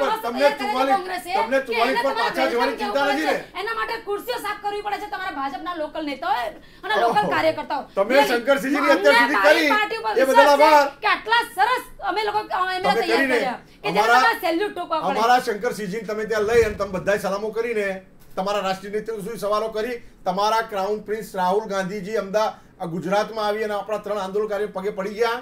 પડ્યા એટલે શું? પડ્યા એટલે શું? બધાય જોયું. તમારી જોડે આવે એટલે બધાય જોયું. એમને પેટમાં દુખતું તો અને બીજો કોઈ લોકલ નેતા બધાય જોયું. યંગ નેતા કોઈ કોંગ્રેસમાં જોડાય તે પગે પડ્યા. શું તમે ફેંકો છો મારા ભાઈ? દર્શકો જોયું બધાય. દર્શકોને ખબર છે, દર્શકોની કોમેન્ટો પણ આવી રહી છે, કોણ ફેંકી રહ્યું છે, કોણ બતાવી રહ્યું છે.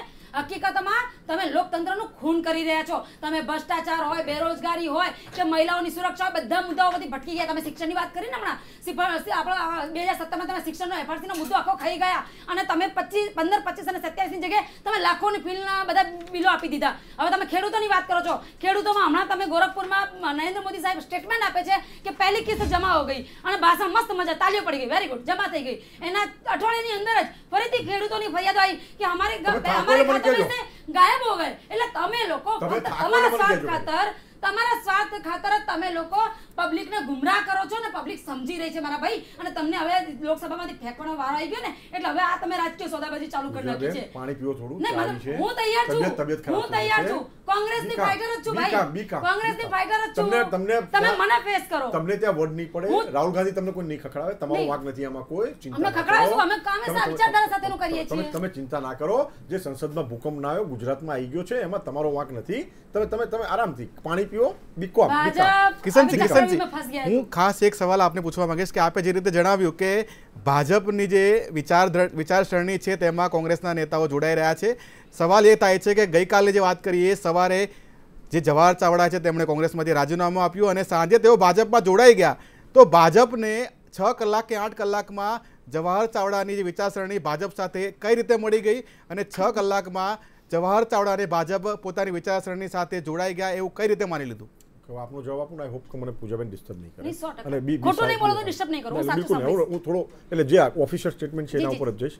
અમારા નાયબ મુખ્યમંત્રી શ્રી નીતિનભાઈ પટેલે સ્પષ્ટ શબ્દોમાં કીધું ગુજરાતના મધ્ય ગુજરાત અને કચ્છ સૌરાષ્ટ્રમાંથી નેતૃત્વ એટલે રાજકીય નેતૃત્વ ઓછું હતું, એટલે પ્રધાનમંત્રીનું નેતૃત્વ ઓછું હતું. એ ફરિયાદો પાર્ટીમાં હતી. સમાજના દરેક વર્ગનો, દરેક આગેવાનનો, દરેક મોટાભાગના સમાજોના લોકોનો સર્વજનક સમાવેશ થાય બધાનો એ એક હંમેશા જરૂરિયાત હતી. અને અમારા 100 ધારાસભ્યો હોવા છતાં પણ આપણે એ વાત પણ યાદ રાખવી ઘટે અને ગુજરાત સરકાર એના માટે અભિનંદન અધિકારી છે કે અત્યાર સુધી 21 જણથી કામ ચલાવતા હતા. એટલે ધેર ઇઝ અ રૂમ. અને બીજી એક લોકશાહીની વાત કહું આપને કે આ તો જવાહરભાઈ ચાવડાની આપણે વાત કરી છે. એટલે જવાહરભાઈ ચાવડાની વાત કરું કે એમના પિતાશ્રીનું યોગદાન તો કોંગ્રેસ પાર્ટી, અમે પોતે એમને રિસ્પેક્ટ કરીએ છીએ. કોંગ્રેસ પાર્ટી તો કરે જ, સ્વાભાવિક છે. Is a very big leader. સંપૂર્ણપણે પ્રજાની વચ્ચે રહેલા લીડર, સમાજ માટે અસંખ્ય કાર્યો કરેલા. એમના કાર્યોને ભૂલાવી દેવાનું, વિસારી દેવાનું જેવું આંબેડકરજી અને સરદાર પટેલના કેસમાં થયું એવું જ કામ ગુજરાતમાં એમના કામોને ભૂલાવી દેવાનું, એમની યાદોને આ ગુજરાત કોંગ્રેસે કર્યું છે. આ એમની નિષ્ફળતા છે, અમારી નથી. પણ હું ધ્યાન દોરું છું ખાલી. એટલે તમામ લોકોનો સમાવેશ થાય પ્રધાનમંડળમાં એ પ્રાથમિકતા હતી. અને ગુજરાતના મુખ્યમંત્રી કે દેશના કોઈ પણ મુખ્યમંત્રી કે વડાપ્રધાનને અબાધિત અધિકાર છે કે કાલે તમને પણ ઈચ્છે ને તો તમને પણ મંત્રી બનાવી દે, મને પણ બનાવે ને XYZને પણ બનાવી શકે. શરત એટલી છે કે 6 મહિનામાં એને ચૂંટાવવું પડે. જ્યારે આ તો 2 ધારાસભ્યો છે. પ્રજા સાથે દ્રોહ ત્યારે કહેવાત કે જ્યારે એમણે રાજીનામું આપ્યા વગર ભારતીય જનતા પાર્ટી જોઈન કર્યું હોત. એમણે પહેલાં રિઝાઇન કર્યું છે. એના પછી જ્યારે એમને લાગ્યું છે કે વડાપ્રધાન શ્રી નરેન્દ્રભાઈ મોદીની વિકાસની રાજનીતિ અને દુશ્મનોના ઘરમાં ઘૂસીને મારવા એમણે જે કરેલી વાત હતી એમાં એ ઊભા રહ્યા છે, સાચા પડ્યા છે. એમની એ કાર્યપ્રણાલીથી પ્રેરાઈ અને પોતાના એરિયાનો, પોતાના સમાજનો અને અલ્ટિમેટલી રાજ્યનો વિકાસ થાય એટલા માટે વિકાસની રાજનીતિમાં એ લોકો જોડાયા છે. અને હજી પણ કહું છું, હજી તમે મોટા રાજકીય ભૂકંપ માટે તૈયાર રહેજો તમે, કારણ કે હવે દેશનો યુવાન જે છે ને એ આપણી સંસદીય લોકશાહીની જે સિસ્ટમ હતી કે કોઈ એક દળ ચૂંટાતું હતું, એ દળ એમનો નેતા નક્કી કરે જેમાંથી મુખ્યમંત્રી અથવા તો વડાપ્રધાન થવાય. હવેનો આપણો મતદાર અને યુવા એ વ્યક્તિત્વને જખી રહ્યો છે કે મારા દેશનું, મારા રાજ્યનું, મારા તાલુકાનું, મારા જિલ્લાનું નેતૃત્વ કોણ કરી રહ્યું છે. એટલે હવે ચહેરો પણ એટલી જ અગત્યની વાત છે કે જે ચહેરો લોકોને આકર્ષી શકે છે, લોકો એમની વાતમાં વિશ્વાસ કરી શકે છે, અને એ એકમાત્ર કારણ છે. ને સાથે સાથે તમારી પાસે સંગઠનની બેઝિક ટીમ હોવી જોઈએ જે તમારા એ વ્યક્તિત્વને, એ નેતૃત્વને, એ ટોપ લીડરને પાછળથી બેકઅપ પૂરું પાડે. કોંગ્રેસમાં બંને વસ્તુઓનો અભાવ છે. એમને માત્ર પ્રજા થાકી અને એમને લાવે એટલા માટે છેલ્લા 30 વર્ષથી રાહ જોઈ રહ્યા છે. બાકી 77 ધારાસભ્યોએ જ્યારે ગુજરાતની પ્રજાએ વિધાનસભા મોકલ્યા છે, આજે એ વાતને 2 વર્ષ થયા. શું કરી રહ્યા છે એ ધારાસભ્યો વિધાનસભામાં જઈને? પ્રજાના પ્રશ્નો ઉઠાવ્યા. જ્યારે કે અશક્ય લાગતી વાત શક્ય નરેન્દ્રભાઈ મોદીએ કરી. એ પછી ગરીબોની વાત હોય, શોષિતોની હોય, દલિતોની હોય, પીડિતોની હોય, સવર્ણોની હોય, ખેતીની હોય, રોજગારીની હોય, આપણા ઇન્ટરનેશનલ રિલેશન્સની હોય, આપણે દુશ્મન દેશના એટેક કરવાની આપણી જે જૂની પ્રણાલી હતી કે આપણે નિંદા કરીને બેસવાના બદલે સામેના ઘરમાં ઘૂસીને મારવાની હોય, એવી અસંખ્ય વાતો છે. રેલ હોય, વીજળી હોય, પાણી હોય, રસ્તાઓ હોય, વિમાનો હોય, રેલવે હોય, આવી ઘણી બધી વાતો છે જેમાં જેટ ગતિએ પોણા 5 વર્ષમાં કામ થયું છે. એટલે લોકો આનાથી આકર્ષાયા છે. એમના શબ્દો, એમના વિશ્વાસ, એમણે જે કામ કીધું હતું કે આ કામ જેનું ઉદ્ઘાટન અમે કરીશું, એ પ્રોજેક્ટનું પૂર્ણાહુતિ પણ અમે કરીશું અને એના ફરી જે શિલાન્યાસ અમે કરીશું અને ઉદ્ઘાટન પણ અમે કરીશું.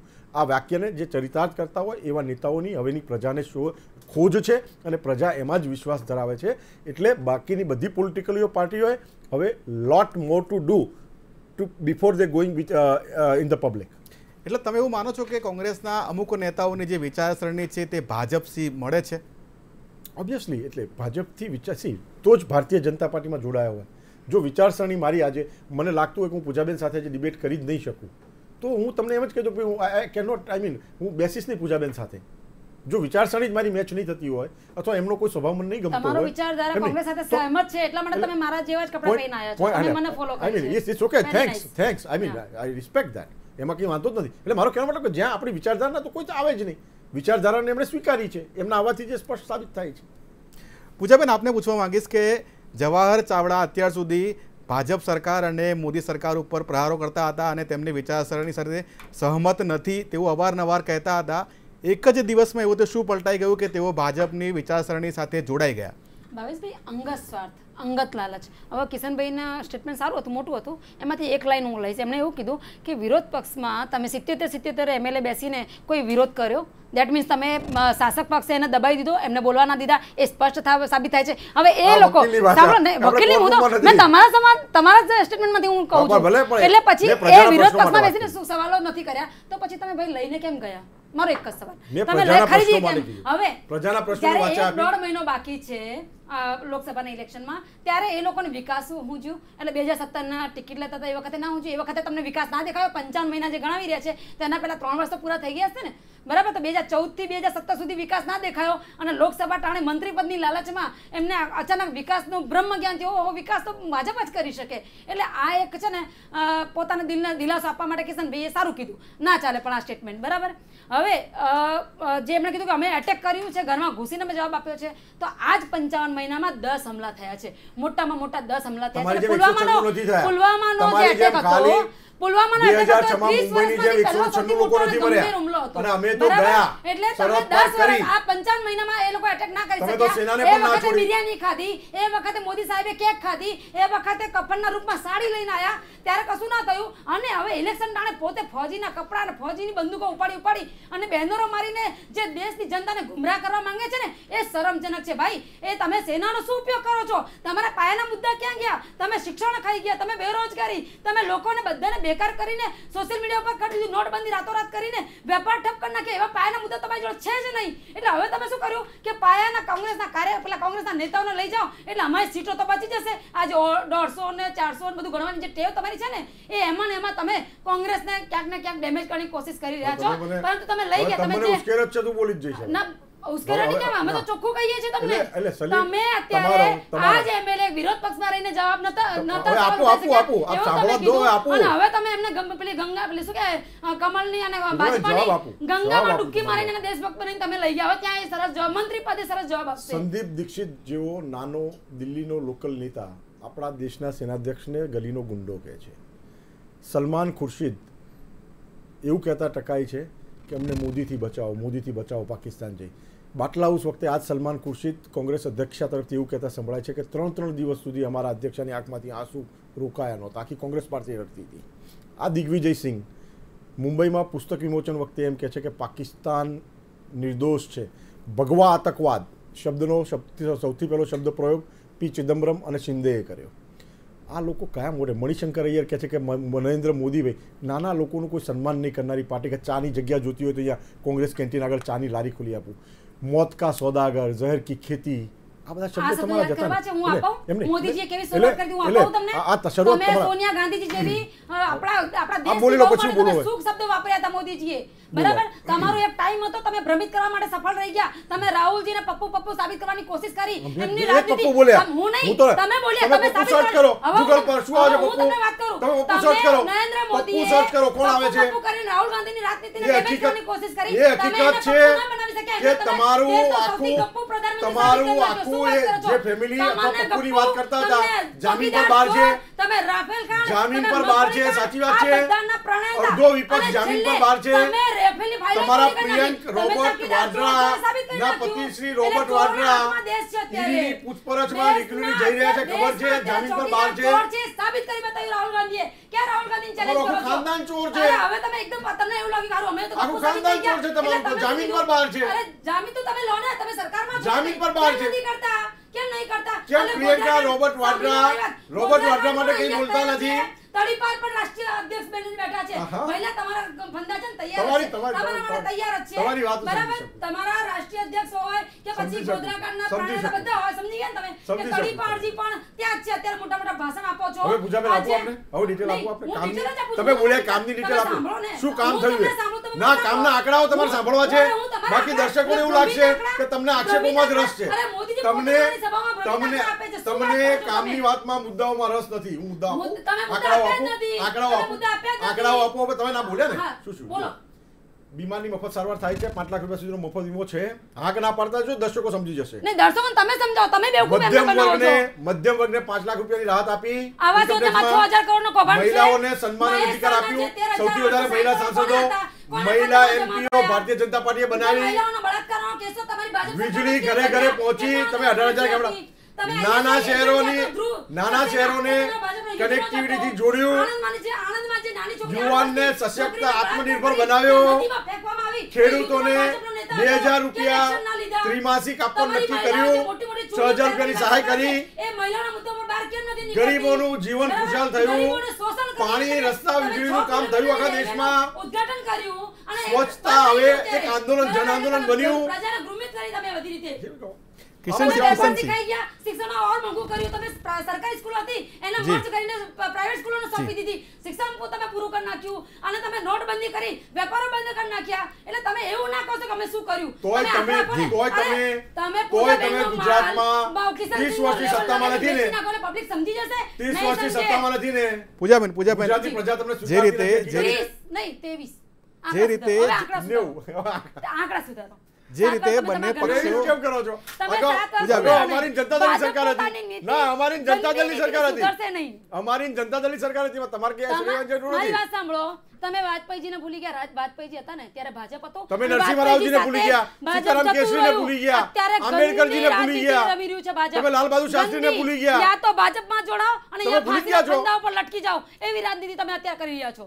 તમે કોને કોને ભૂલ્યા યાદ કરો ને. અમે કોઈને નથી ભૂલ્યા. તમે ઉપરથી નવાની લિસ્ટ બનાવી રહ્યા છો. નરસિંહ રાવજીને કિશનભાઈ એમને જગ્યા આપી.